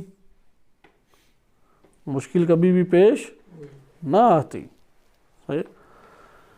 لیکن کیا ہے کہ اللہ تعالیٰ نے ان کو ایسے سخت آزمائشوں میں مبتلا کیا اور ایسے فقر و افلاس میں مبتلا کیا کہ کان سننے سے کراہت کا اظہار کرتے ہیں اور آنکھیں دیکھنے کی تاب نہیں رکھتی۔ ایوب علیہ السلام پہ دیکھیں کیسا مشکل وقت آیا، حضرت یعقوب علیہ السلام پہ دیکھیں کیسا وقت آیا، حضرت نوح علیہ السلام کی گواہی قرآن نے دی کہ وما آمن معہ الا قلیل، ان کے اوپر تو ایمان لائے نہیں سوائے چند کے، قلیل کے۔ یہ بات ہمارے سامنے آشکار ہوئی کہ یہ اللہ نے آزمائش کے لیے رکھا ہے، اس لیے کفار جب یہ منظر دیکھتے تھے تو یہاں پہ اللہ سبحانہ وتعالیٰ کی قدرت پہ شک شروع کر دیتے، اور ایک وقت آتا کہتے کہ یہ جو اللہ کا نام لے رہے ہوتے ہیں، اگر اللہ کے پاس اتنی طاقت اور قدرت ہے تو پھر لے آؤ، جو تم نے وعدے ہم سے کیے ہوئے ہیں اسے لے کے آ جاؤ۔ جیسے نوح علیہ السلام کے بھی کے دور میں جو کفار تھے، ملا تھے، تو انہوں نے کیا کہ قالو یا نوح قد جادلتنا واکثرت جدالنا، کہ اے نوح آپ نے بہت زیادہ جدال کیا ہے اور بہت لڑائی جھگڑے ہیں، تو اگر آپ نے اتنی لڑائی جھگڑے کرنے ہیں تو فَأْتِنَا بِمَا تَعِدُنَا إِن كُنتُم صَادِقِينَ إِن كُنتَ صَادِقِينَ إِن كُنتَ مِنَ الصَّادِقِينَ فَأْتِنَا بِمَا تَعِدُنَا، کہ تم وہ لے کے آ جاؤ کہ جو تم نے وعدے ہم سے کیے ہوئے ہیں۔ ٹھیک ہے، جلد عذاب لے آؤ، ہم ادھر کھڑے ہیں۔ تو یہاں پہ نوح علیہ السلام نے جواب دیا کہ اللہ سبحانہ وتعالیٰ تمہارے اوپر لے کے آئے گا، یأتیکم بہ اللہ ان شاء وما انتم بمعجزین، اس وقت تم پھر نہیں اللہ کے سامنے سے کمزور اللہ کو کر سکو گے، فرار نہیں کر سکو گے۔ بس یہ گمان کیا کرتے تھے، یعنی یہ گمان کیا اٹھتا ہے کہ کفار جو ہیں وہ اللہ سبحانہ وتعالیٰ کی قدرت سے باہر ہو گئے ہیں۔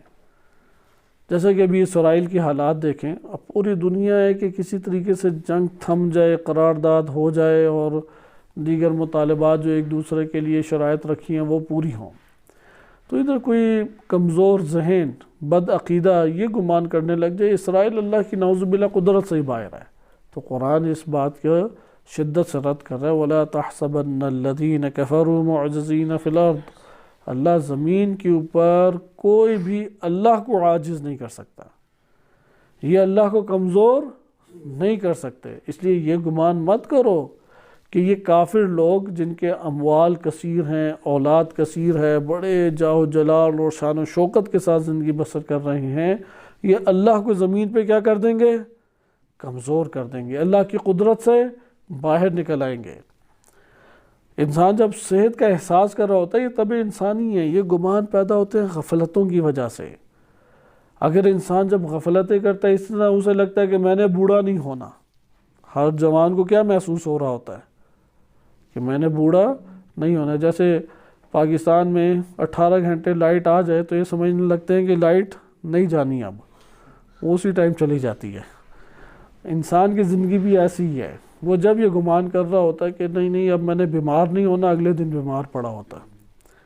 سمجھتے ہیں کہ میں جو ہوں اب صحت اور مصیبتیں جو ہیں وہ چلی گئی، صحت میرے ہمراہ ہے۔ جیسے قرآن نے سورہ ہود میں کہا کہ لَيَقُولَنَّ ذَهَبَ السَّيِّئَاتُ عَنِّي، وہ کیا کہتا ہے جب نعمتوں کے مصیبتوں کے بعد نعمتیں اللہ عطا کرے تو کہتا ہے کہ مصیبتیں چلی گئی میرے پاس، إِنَّهُ لَفَرِحٌ فَخُورٌ إِلَّا الَّذِينَ صَبَرُوا وَعَمِلُوا الصَّالِحَاتِ، کیونکہ خوشیوں پہ بھی صبر کی ضرورت ہوتی ہے۔ جنہوں نے عمل صالح انجام دیے ان کے لیے مغفرت اور اجر کبیر ہے۔ تو یہ بات آپ نے نوٹ کی کہ یہ طبع انسانی غفلت کی وجہ سے، حقائق سے وابستگی نہ ہونے کی وجہ سے یہ گمان کرنے بیٹھ جاتی ہے کہ ہم اللہ کی قدرت سے باہر ہیں، اب کوئی ہم میں خلل نہیں ڈال سکتا۔ یہاں تک کہ معتزلہ فرقہ تو اس بات کا قائل ہو گیا کہ اللہ تعالیٰ نے انسان کو ایک دفعہ خلق کیا ہے اور قدرت دے دی، اب اللہ تعالیٰ خلل ہی نہیں نعوذ باللہ ڈال سکتا۔ اب اللہ تعالیٰ کی ذات خلل نہیں ڈال سکتی، یہ فاسد نظریہ ہے۔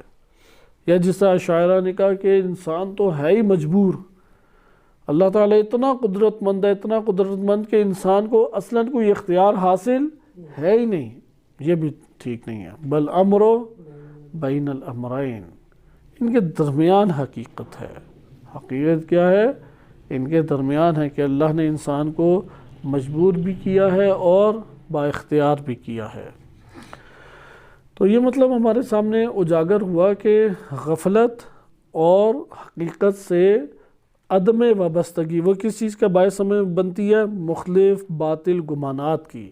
اللہ کی قدرت سے باہر ہونا، اس دنیا میں دوبارہ نہ اٹھائے جانا، موت کا انسان کو بعید نظر آنا، مال اور دولت اور آل اولاد ان کو نجات دہندہ اپنے طور پہ سمجھ بیٹھنا، اور انسان کے جب بڑے نرم دن گزر رہے ہوتے ہیں، یعنی نعمتوں کے ساتھ، صحت کے ساتھ اور سازگار تمام حالات کے ساتھ، تو عموماً یہ والے گمان پھر کیا ہوتے ہیں اور محکم ہونے لگ جاتے ہیں۔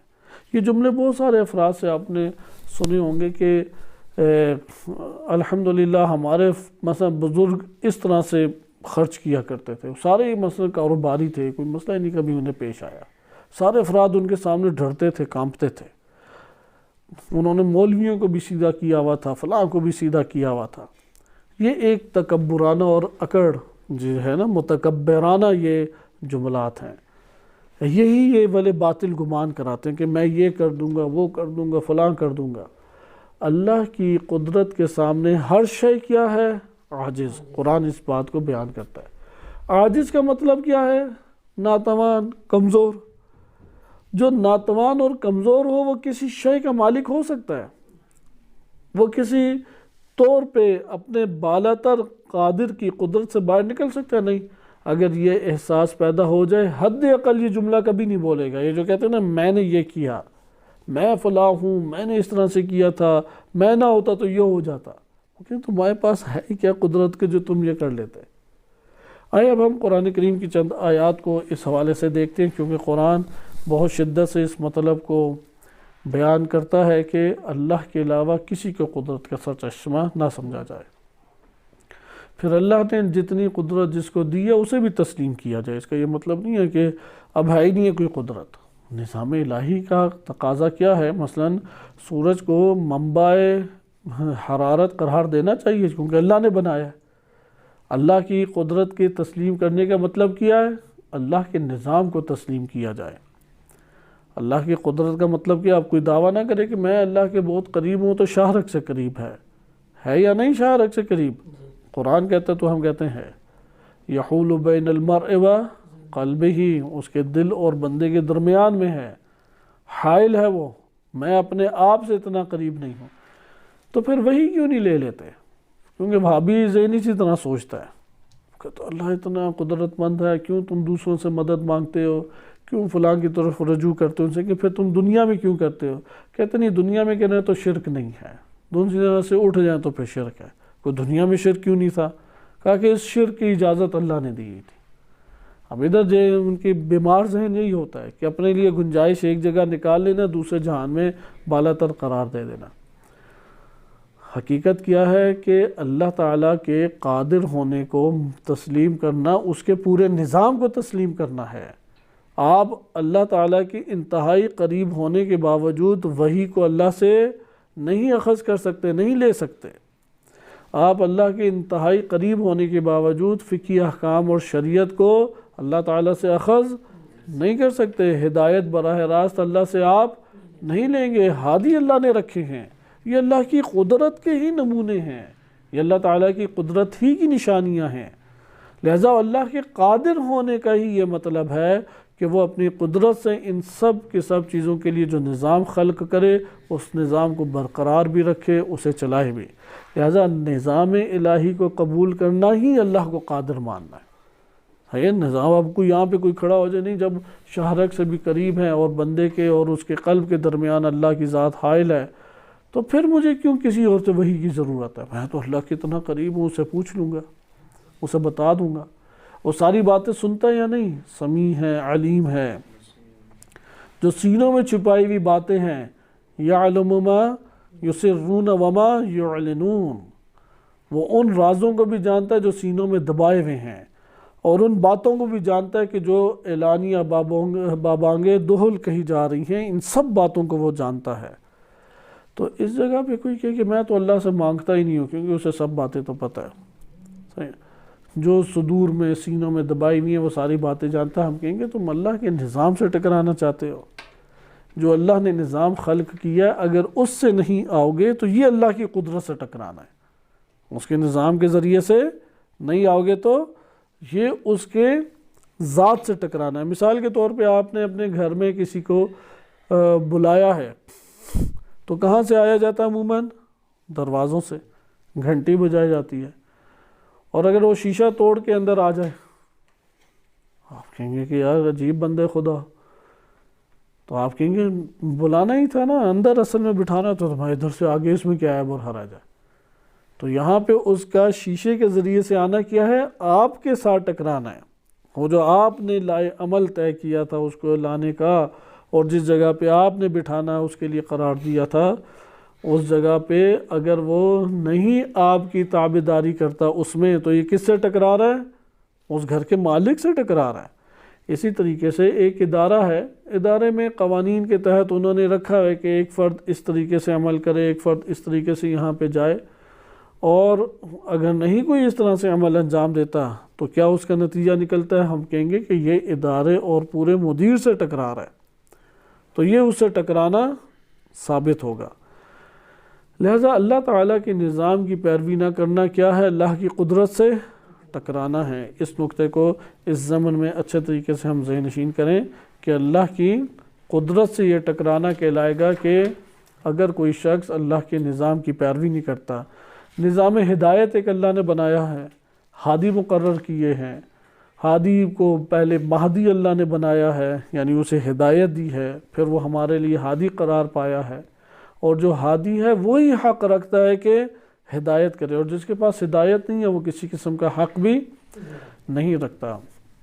اسی طرح ایک نظام خلقت اللہ نے بنایا ہے، اس نظام خلقت میں اللہ نے فرشتوں کو قرار دیا ہے کہ وہ بہت سارے امور کو انجام دیں، جیسے جناب عزرائیل علیہ السلام کو موت کا فرشتہ قرار دیا ہے، جناب جبریل علیہ السلام کو علم کا فرشتہ اللہ نے قرار دیا جو انبیاء علیہ السلام کے پاس وہی لے کے آتے تھے۔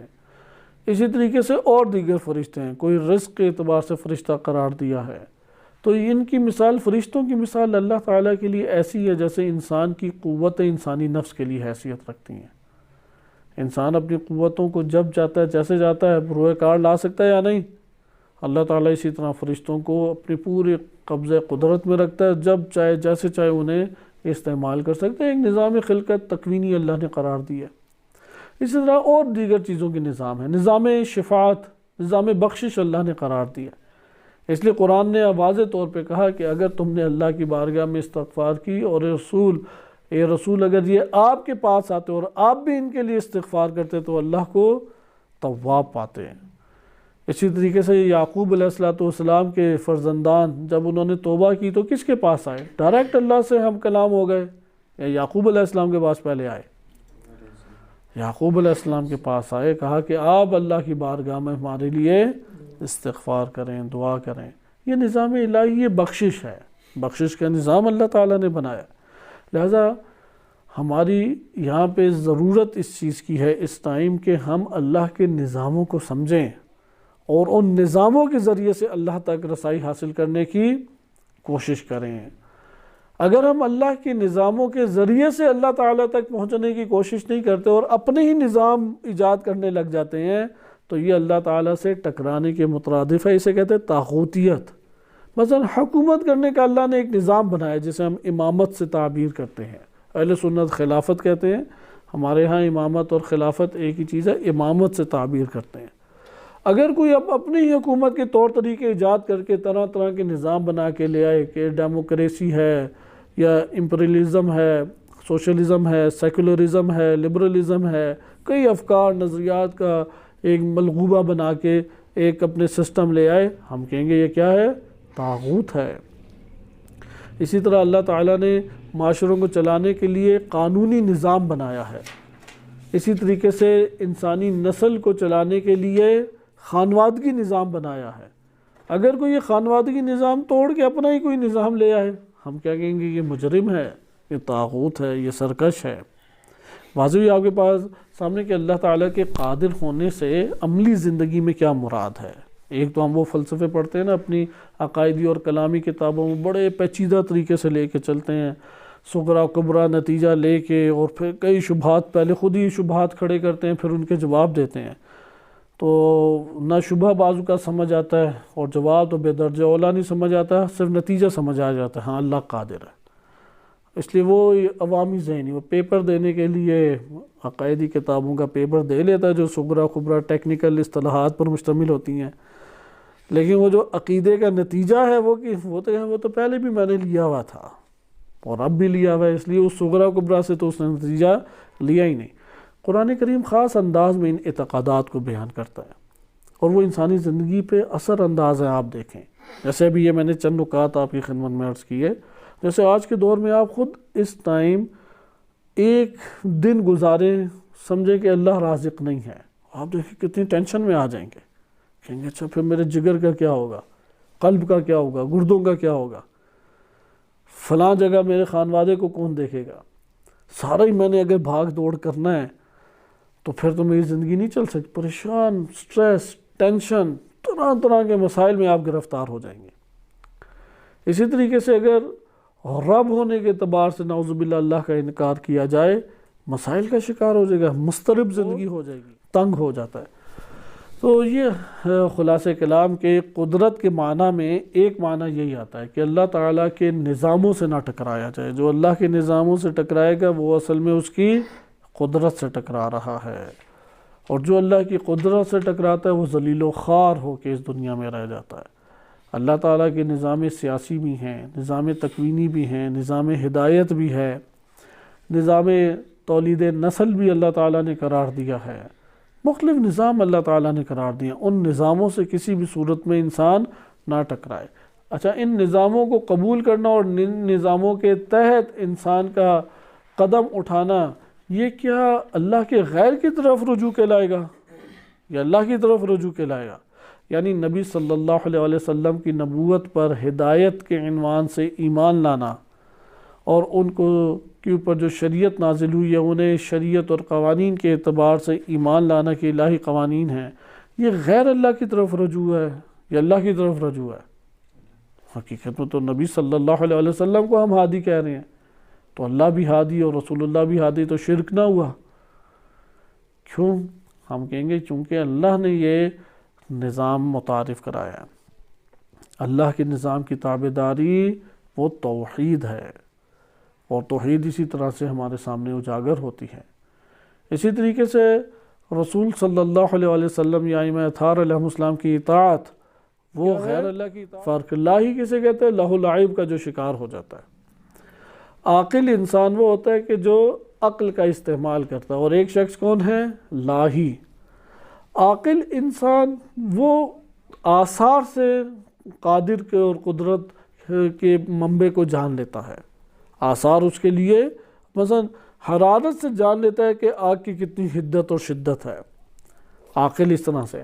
لیکن لاہ و لعب کا جو ہوتا ہے شکار، عیش و عشرت میں غرق پڑا ہوا لاہی انسان، وہ غافل ہوتا ہے، کیونکہ لاہویات میں مبتلا ہے، اس لیے آثار سے واقف نہیں ہوا، آثار سے غافل ہوا، اور آثار سے غافل ہونا اسے اصل ہستی سے غافل بنا دیتا ہے۔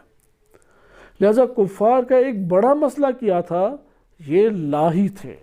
اس لیے قرآن کریم نے یہ ذکر بھی کیا ہے کہ تم لوگ مزے اٹھا لو تھوڑے دن، یہ جو تھوڑے دن کی زندگی تم لوگوں کی ہے، اس کے بعد تم لوگوں کو خداوند متعال کے اس عذاب یا اس کی خبر ہوگی۔ لہذا ہمارے پاس یہ بات آئی کہ ایک زندگی عاقل ہے، کفار عاقلانہ زندگی بسر نہیں کر رہے، حتیٰ سائنٹسٹ ہے، اس نے پوری کی پوری سائنس اور جتنے انکشافات ہیں وہ اس ضابطے کے اوپر کی ہوتی ہے کہ ہر شے کی ایک وجہ ہے اور سبب ہے، لیکن اللہ تعالیٰ کی طرف جب آتا ہے تو وہاں پہ اس ضابطے کو بھول جاتا ہے اور دنیا کے بارے میں قائل ہوتا ہے خود بخود ہے، کیونکہ ہر چیز کا ایک سبب ایک چیز کے اوپر ختم ہوتا ہے کہ اس کا کسی وہ سبب نہیں ہے، وہ سب کے آغاز کا سبب ہے۔ یعنی آپ کو کائنات میں ایک ہستی ماننا پڑے گی کہ جسے کسی نے نہیں وجود دیا، اس نے سب کو وجود دیا، کسی نے اسے قدرت نہیں دی، اس نے سب کو قدرت دی، کسی نے اسے علم نہیں دیا، اس نے سب کو علم دیا۔ ایک جگہ پہ رکنا پڑے گا، اگر نہیں رکیں گے تو یہ سلسلہ کہیں ختم ہی نہیں ہوتا، اور یہ الحاد کا باعث بن جاتا ہے۔ حتیٰ کہ چھوٹی چھوٹی چیزیں، پانی کی مثال لے لیں، اگر کپڑا گیلا ہو تو یہ تری کہاں سے آئی؟ آپ کہیں گے کہ بالٹی میں تھا، بالٹی میں کہاں سے یہ گلاہٹ آئی؟ آپ کہیں گے کہ نلکے میں تھی، نلکے میں کہاں سے آئی؟ کہیں گے ٹینکی میں تھی، ٹینکی میں گلاہٹ کہاں سے آئی؟ آپ کہیں گے کہ مثلا پانی سے، پانی میں گلاہٹ کہاں سے آئی؟ کہیں گے اس کے اپنی ہے، اسے کسی نے گلاہٹ نہیں دی، اس کی ذات وجود میں آئی ہے تو گلاہٹ اس کے ساتھ تھی، جسے کہتے ہیں گلاہٹ ذاتی ہے۔ اچھا چکناہٹ کا لے لیں، تیل میں چکناہٹ کہاں سے آئی؟ ٹھیک ہے، پلیٹ میں چکناہٹ تیل سے آئی، دیگچی میں چکناہٹ تیل سے آئی، تیل میں کہاں سے آئی؟ آپ کو سلسلہ ایک جگہ روکنا حتماً پڑے گا۔ یہ عاقل اس طریقے سے پہنچ جاتا ہے آثار کے ذریعے، آثار کے ذریعے جو سفر ہے وہ اسی طریقے سے ہوتا ہے۔ لاہی جو ہوگا وہ تیل سے چٹ پٹی چیزیں کھائے گا، کبھی نہیں سوچے گا اچھا یہ چکناہٹ اس کی کوئی ذاتی چیز بھی ہوتی ہے۔ پانی خوب بھر بھر کے پیے گا، لیکن گلاہٹ کے بارے میں کبھی لاہی انسان، لاہ و لعب میں پڑا انسان نہیں اس طرح سے کبھی بھی سوچے گا۔ کفار کا ایک بڑا مسئلہ کیا تھا کہ کفار لاہی تھے، غافل تھے، اس لیے سورہ حجر آیت نمبر 3 میں ارشاد باری تعالی ہوتا ہے ذرہم یأکلوا ویتمتعوا، چھوڑ دیں انہیں، کھانے پینے دیں اور زندگی کے مزوں میں لگے رہیں۔ وَيُلْهِهِمُ الْعَمَلِ، امیدوں نے انہیں لاہویات میں ڈال دیا ہے۔ فَسَوْفَ يَعْلَمُونَ، عن قریب انہیں پتہ لگ جائے گا۔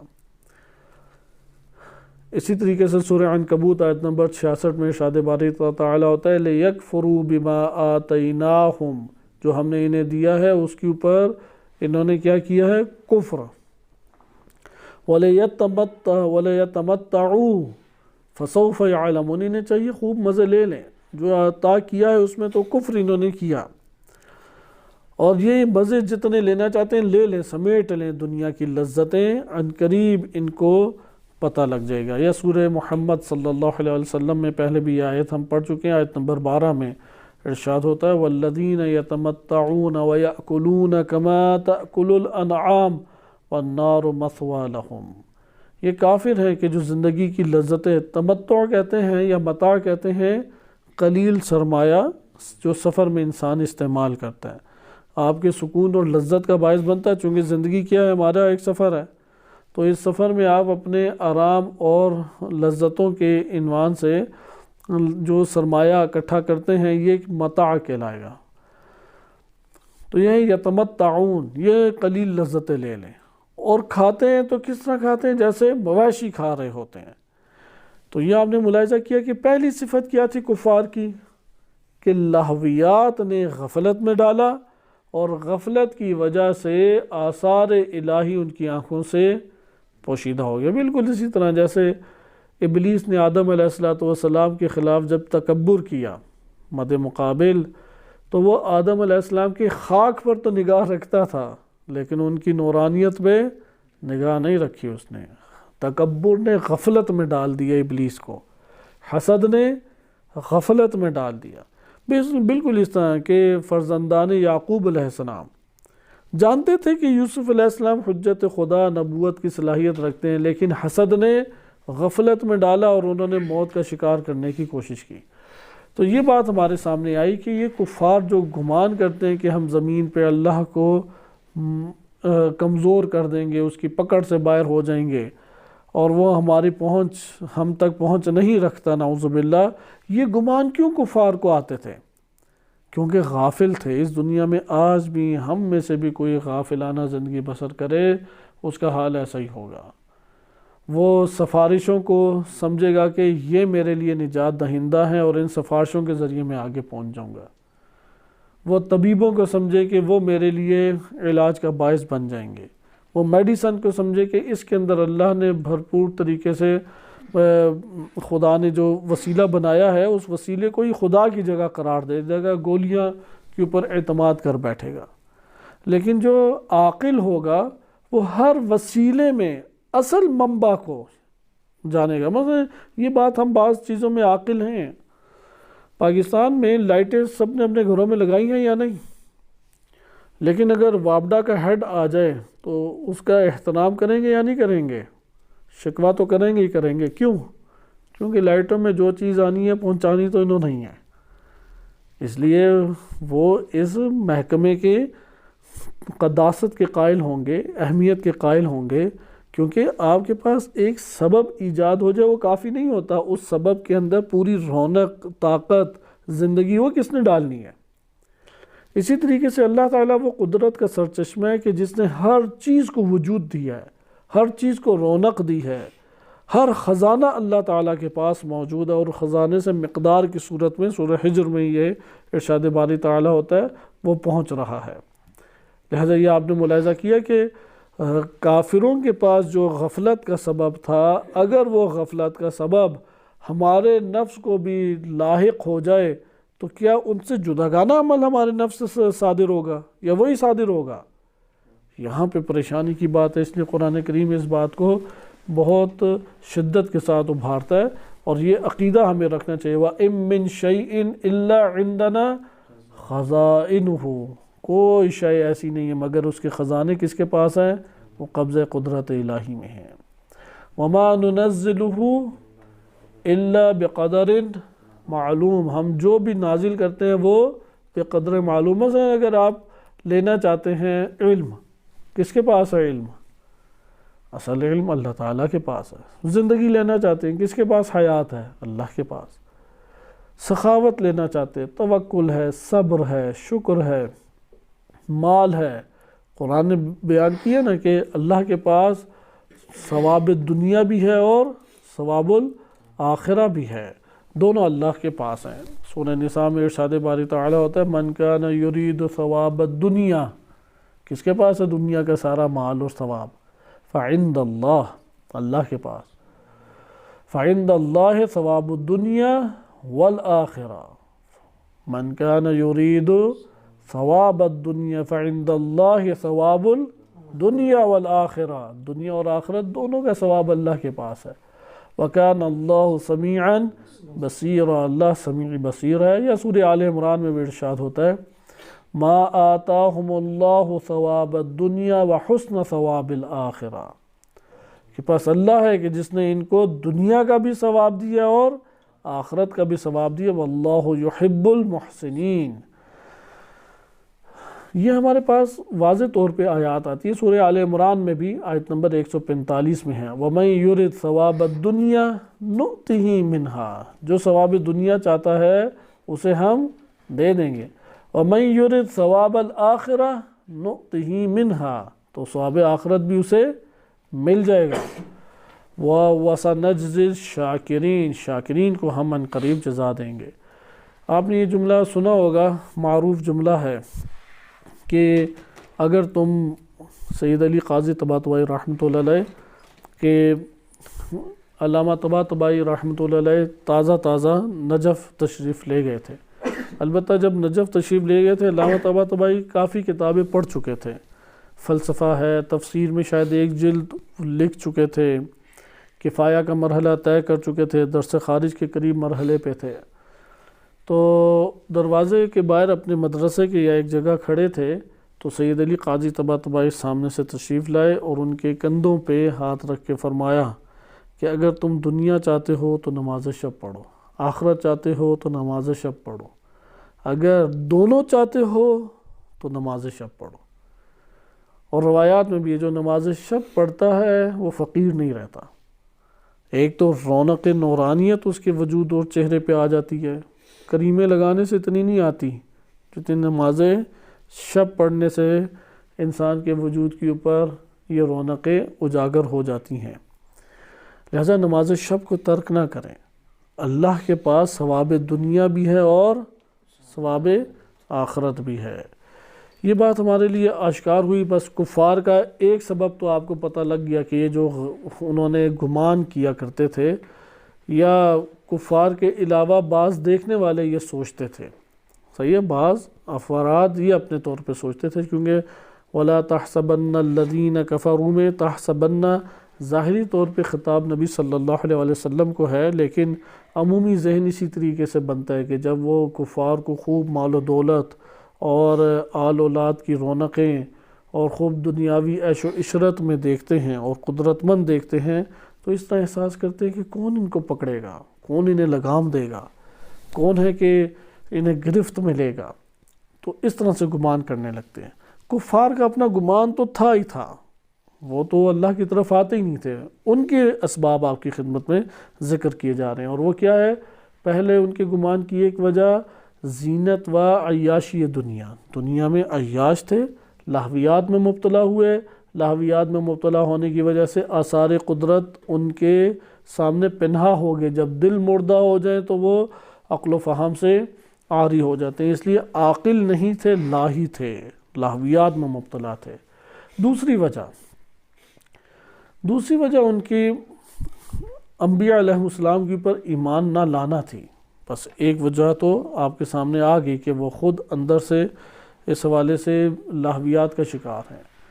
دوسری بنیادی وجہ یہ تھی کہ چونکہ انبیاء علیہ السلام کو وہ دیکھتے تھے کہ یہ غربت میں ہیں، افلاس میں ہیں، ان کی طرف نئے افراد آتے مگر بہت ہی پست، ضعیف، حقیر قسم کے، جیسے نوح علیہ السلام کے بارے میں یہی کہا کہ ما نراک الا بشرا مثلنا، ہم تو آپ کو ایک بشر ہی دیکھتے ہیں، ہم اپنے جیسا، یعنی ہماری طرح ہی آپ کھانا پینا اور زندگی گزارنے کے طور طریقے، یعنی سردیوں میں آپ کو گرم کپڑے پہننے پڑتے ہیں، گرمیوں میں آپ کو گرمی سے بچنا پڑتا ہے، آل اولاد کی فکر آپ کو بھی لاحق ہوتی ہے، نفقہ آپ بھی کمانے جاتے ہیں، تو کہاں فرق ہے؟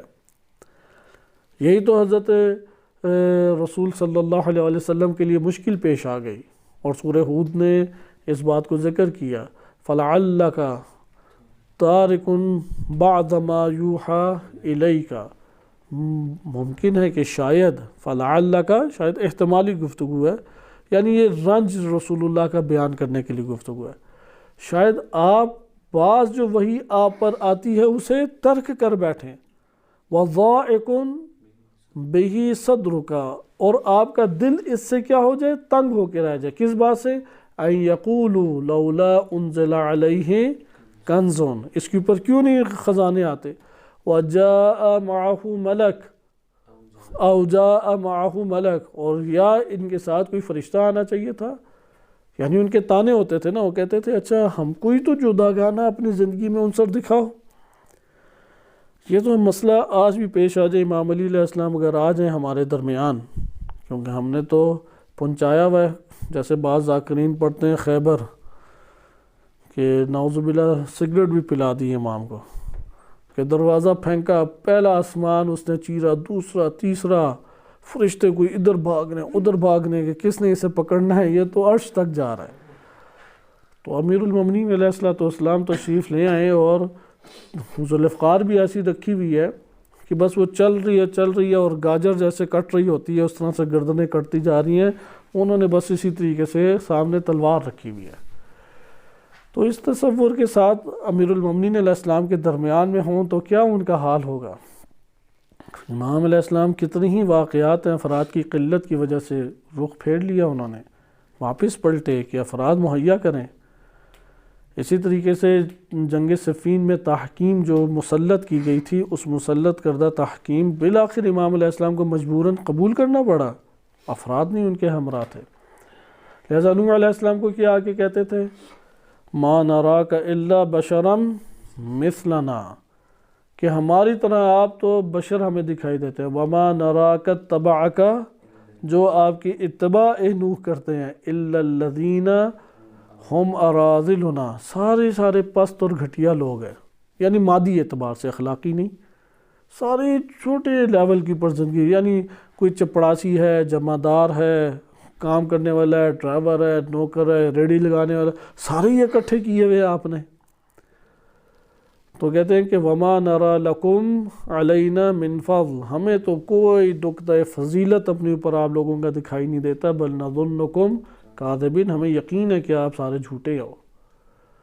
اور اس لیے وہ کیا تقاضا کیا کرتے تھے؟ انہیں نکالیں اپنی محفل سے باہر۔ تو واضح طور پہ کہا کہ وما انا بطارد الذین آمنوا، جو ایمان لائے میں انہیں نہیں باہر نکال سکتا۔ انہم ملاقو ربہم، یہ اپنے رب سے ملاقات کریں گے۔ ولکنی ارا قوما تجہلون، مجھے تم لوگ جاہل نظر آتے ہو، تم لوگوں کے عقل و شعور سے عاری ہو۔ پھر کہا کہ چلو مجھے یہ بات بتاؤ، وقال من ینصرنی من اللہ ان طردتہم، اگر میں انہیں اپنی محفلوں سے نکال دوں اور تم لوگوں کے لیے بٹھاؤں، کیونکہ چپڑاسی، جمعدار اور ریڑھی لگانے والے اور اسی طریقے سے پھل فروٹ بیچنے والے، یہ سارے کے سارے آس پاس بیٹھے ہوں تو یہ سردار اور ملا اور پیٹ بھرے لوگ آ کے کیسے بیٹھیں گے؟ اس جو کہتے تھے اپنی محفل سے نکال دے۔ تو انہوں نے کہا کہ اگر میں انہیں نکال دوں تو اللہ کی جانب سے پھر میرے اوپر جو آئے گا، تم میں سے کون مدد کرے گا کہ مجھے بچائے؟ افلا تذکرون، کیا تم لوگ تذکر نہیں کرتے؟ جی افلا تعقلون یا تذکرون، ظاہراً تذکرون ہے، تعقلون حضرت ہود علیہ السلام کے لیے وارد ہوا ہے کہ انہوں نے اپنی قوم کو یہ کہا کہ افلا تعقلون، کہ تم لوگ عقل سے کام نہیں لیتے۔ خلاصہ کلام یہ ہمارے پاس سامنے نقطہ آیا کہ دوسری وجہ جو کفار کی غفلت کی ہے، دوسری وجہ جو کفار کی غفلت کی ہے، وہ در حقیقت یہ پہلو تھا کہ انبیاء و ائمہ علیہ السلام یا جو حجت الہی ہیں، ان حجت الہی کو وہ جب دیکھتے کہ یہ سختیوں میں، مشکلات میں ہیں، تنہائی میں ہیں، تو یہاں پہ ان کا اعتقاد اٹھ جاتا اللہ کی قدرت سے، اللہ کی قدرت سے۔ جیسے آج کے دور میں بھی کوئی مشکلات مسلسل دیکھتا رہے تو پھر آ کے کوئی کہہ دے کہ اللہ پہ توکل کرے تو وہ ہاتھ جوڑ کے کہے گا یار کوئی اور برائے مہربانی نصیحت کرو، گھر کچھ پہنچانا تو اور پہنچاؤ، سارے توکل پہ لیے تم نے باتیں رکھی ہوئی ہیں۔ تو یہ ہوتے ہیں لوگوں میں ضعیف العقیدہ افراد، صحیح ہے۔ یعنی دوسری وجہ، پہلی وجہ کیا ہوگی؟ دنیا میں لہویات میں مبتلا، آثار قدرت ان کی نگاہوں سے غائب ہیں اللہ کے، وہ نہیں اللہ تعالیٰ کی آثار قدرت سے قدرت تک پہنچ سکتے ہیں اللہ کی۔ دوسری وجہ کیا تھی؟ اہل ایمان کو کمزور دیکھتے تھے، اہل ایمان کی ضعف اور کمزوری کو سمجھتے تھے کہ یہ اللہ تعالیٰ قادر ہوتا تو ان کو خزانے دے دیتا، انہیں فرشتے بنا کے بھیجتا۔ کتنے ہی نبی صلی اللہ علیہ وسلم کو مختلف طرح کے طعنے دیے، لہٰذا یہ دوسری وجہ بنی، اس لیے وہ کہتے تھے ہم صاحب اولاد ہیں، ہم مالدار ہیں، ہم سارے کے سارے کام کرتے ہیں۔ اور آج کے دور میں بھی یہی ہے کہ ہماری ریاستوں پہ بیٹھے ہوئے اداروں کے اوپر حکمران وہ امریکہ کو صاحب قدرت سمجھ بیٹھے ہیں۔ وہ مثلا کہیں گے ایران تو غریب فقیر ملک ہے، ہمیں کچھ دے دو تو ٹھیک ہے ہم اس کی طرف آ جائیں گے، وہ تو اپنے آپ کو چلا لے بڑی بات ہے۔ فلاں بھی اسی طریقے سے، تیسرا بھی اسی طریقے سے، انہیں صاحب رونق، صاحب زینت، صاحب قدرت وہ امریکہ نظر آتا ہے، اس کی طرف لپکتے ہیں، بھاگتے ہیں۔ یہ روش کفار ہے۔ کفار اپنے مال اور دولت کے اوپر اکڑتے تھے، اور اس اکڑنے کے اوپر سمجھتے تھے کہ یہاں پہ اللہ تعالی ہمارے اس قدرت کے اندر خلل نہیں ڈال سکتا۔ اس لیے سورہ حجر میں، سورہ طٰہٰ میں ارشاد باری تعالیٰ ہوتا ہے، سورہ طٰہٰ آیت نمبر 131 دیکھیں، اور انہی آخری آیات کو ہم مطالعہ کرتے ہیں۔ سورہ طٰہٰ آیت نمبر 131 میں ارشاد ہوتا ہے وَلَا تَمُدَّنَّ عَيْنَيْكَ، صحیح ہے، آپ اپنی ان آنکھوں کو مت مرتکز کر لیں، مت گاڑ لیں، ایک طرف مت پھیلا دیں۔ پھیلنا ہوتا نا کہ ایک طرف کا احاطہ کر لینا، وہ اپنی طرف جاذبیت کی وجہ سے آپ کو کھینچ کے لے جائے۔ وَلَا تَمُدَّنَّ عَيْنَيْكَ إِلَىٰ مَا مَتَّعْنَا بِهِ أَزْوَاجًا مِّنْهُمْ، کہ ہم نے ان کو جو دی ہوئی ہیں زندگی ازدواجی زندگی دی ہے، زہرۃ الحیات الدنیا، یعنی خوبصورت خواتین، بال بچے، بڑے بڑے محل نما گھر، قدرت، سرمایہ، کہتے ہیں یہ دنیا کی زینت حیات دنیاوی ہے، لِنَفْتِنَهُمْ فِيهِ، تاکہ اللہ اس میں ان کو فتنے میں مبتلا کرے، آزمائے۔ اور رزق ربک خیر و ابقیٰ، آپ کا رزق، آپ کے رب کا جو رزق ہے وہ خیر بھی ہے اور باقی بھی ہمیشہ رہنے والا ہے۔ اور یہی حقیقت ہے کہ آپ اس دنیا کے اندر اہل ایمان کو، آج کل ہمارے ہاں دینی طبقے میں بھی یہی آ گیا ہے، کسی کے پاس جائیں اور دیکھیں یار اس کے مثلا پتلی حالت ہے گھر کی بھی، کپڑے بھی اس کے بڑے سادہ سے ہیں، کوئی گاڑی شاڑی کیا سائیکل بھی اس کے پاس نہیں ہے، چائے کے اوپر گزارا کرا رہا ہے، اور آس پاس بھی جو بلڈنگ میں یہ رہ رہے ہیں، جو ادارہ بنایا ہوا ہے وہ تو کسی خاص کام کا ہے ہی نہیں، تو وہ بھی زہرۃ الحیات دنیا کے متلاشی ہوتے ہیں۔ عموماً باہر سے جو لوگ آتے ہیں انہوں نے کسی عالم کی کامیابی کا جو معیار رکھا ہوا ہے وہ یہی رکھا ہوا ہے، اس کی شرافت، انکساری، خلوص، سچائی، اس کی کوئی قیمت ہی نہیں ہے۔ قیمت کس کی ہے؟ بڑی بلڈنگ، اچھی گاڑی، بڑا دسترخوان، کثیر افراد، آتے جاتے بھاگتے دوڑتے افراد ارد گرد اس کی بڑی قیمت ہے۔ معاشرے کے اندر بھی اسی طرح آپ جائیں، بڑے کمالات انسانی لے کے، صدق آپ میں پایا جاتا ہے، توکل پایا جاتا ہے، صبر پایا جاتا ہے، تواضع پائی جاتی ہے، اخلاق پایا جاتا ہے، وہ آپ کو پانی کا گلاس پلاتے ہوئے بھی کترائیں گے۔ لیکن اگر وہ بہترین گاڑی ہو، گارڈز بھی ساتھ ہوں، روبدار آپ نے کوئی لباس اور چہرہ بھی بنایا ہوا ہے، اور افراد بھی خوب آس پاس رکھے ہیں، تو یہاں پہ آپ دیکھیں گے اگلا دہل کے رہ جائے گا، وہ کہے گا ہاں علم تو اس کے پاس یقیناً ہے، بڑی بھاری شخصیت نظر آ رہا ہے۔ یہ کفار والا طریقہ کار ہے۔ کفار اسی طریقے سے برتاؤ کرتے تھے، یہ ذہن نشین رکھیں۔ جہاں پہ بڑی گاڑی اور افراد کی کثرت اور عالیشان آس پاس کا ماحول یہ معیار بن جائے کسی کی شخصیت کو پرکھنے کا، تو یہی تو کفار کی آنکھوں میں تھا۔ یہ تو امام علی علیہ السلام نے فرمایا کہ انہیں ایسے فقر اور افلاس سے اللہ تعالیٰ نے آزمایا ہے کہ آنکھیں دیکھنے سے گھبراتی ہیں اور کان سننے سے کتراتے ہیں، اس قدر شدید تھا۔ تو ایسا شخص مومن آج بھی ہو سکتا ہے، اس لیے دیکھیں اس کی سچائی ہے یا نہیں، اس کی تواضع ہے یا نہیں۔ عالم تواضع سے پہچانا جاتا ہے، عالم وفا سے پہچانا جاتا ہے، ثابت قدمی سے پہچانا جاتا ہے۔ اسی طریقے سے ایک عالم علم کے لیے جو بھاگ دوڑ کرتا ہے، ایثار سے پہچانا جاتا ہے۔ اساتذہ اخلاق بیان فرماتے ہیں کہ حق پر زندگی نہیں بسر ہو سکتی، ایثار پہ زندگی بسر ہوتی ہے۔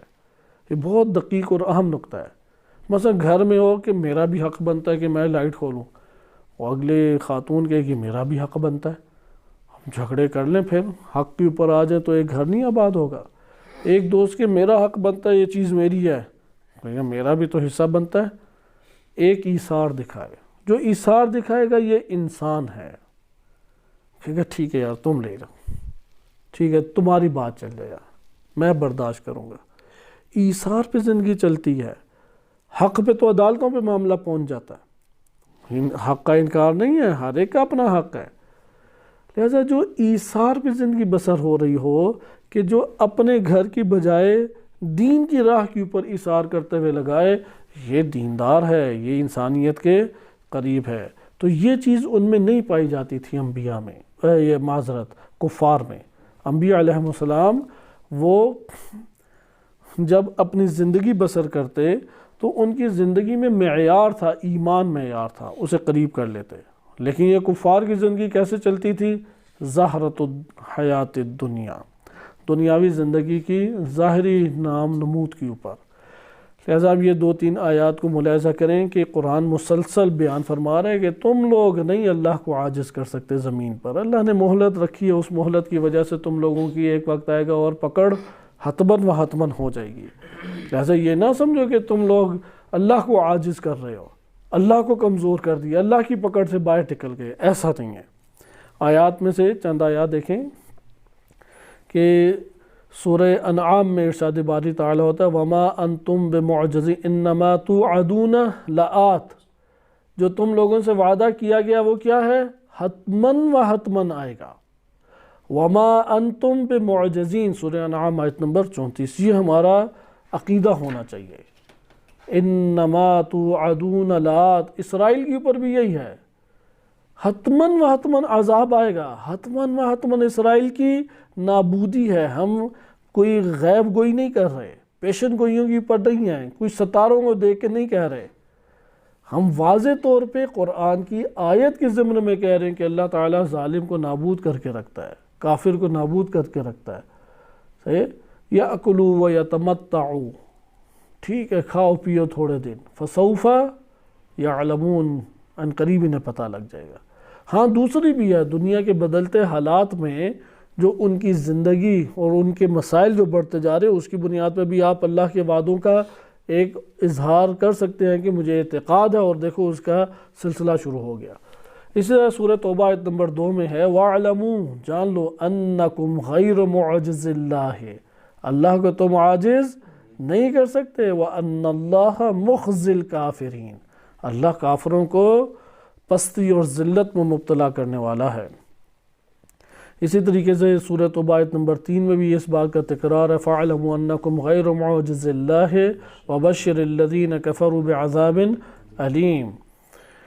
اسی طریقے سے سورہ یونس آیت نمبر 53 میں ہے، سورہ ہود آیت نمبر 20 میں واضح طور پہ اللہ تعالیٰ ارشاد فرماتا ہے أُولَٰئِكَ لَمْ يَكُونُوا مُعْجِزِينَ فِي الْأَرْضِ، زمین پہ یہ اللہ تعالیٰ کو وہ لوگ نہیں عاجز کر سکتے۔ وَمَا كَانَ لَهُم مِّن دُونِ اللَّهِ مِّنْ أَوْلِيَاءَ، اللہ کے علاوہ ان کا کوئی بھی ولی نہیں ہوگا۔ يُضَاعَفُ لَهُمُ الْعَذَابُ، عذاب ان کے اوپر دگنا کر دیا جائے گا۔ مَا كَانُوا يَسْتَطِيعُونَ سَمْعًا، نہ سننے کی استطاعت رکھیں گے، وَمَا كَانُوا يُبْصِرُونَ، اور نہ دیکھنے کی استطاعت رکھیں گے۔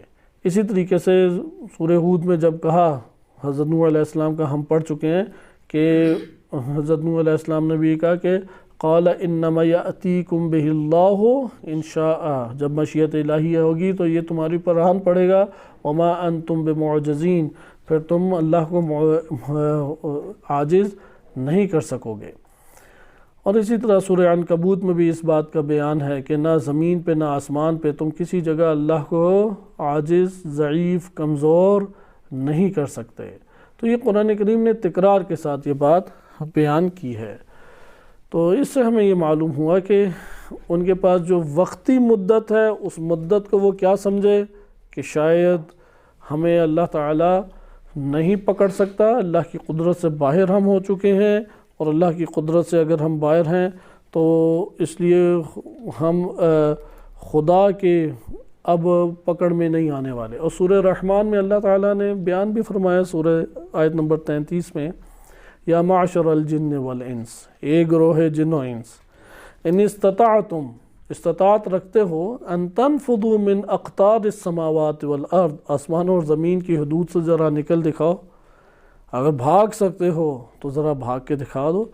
فانفضوا لا تنفضون، تم کوششیں کرو نہیں کر سکو گے، الا بالسلطان، یہ جو تمہارے کوششیں ہیں یہ ایک ہی صورت میں رنگ لا سکتی ہیں کہ تم اللہ سبحانہ وتعالیٰ کی سلطنت کے ساتھ اپنا تعلق پیدا کر لو۔ اس لیے آسمان اور زمین کے جوانب سے انسان بھاگنا چاہے، نکلنا چاہے تو وہ اس کے بس سے باہر ہے۔ صلی اللہ علیہ سیدنا محمد وآلہ الطاہرین۔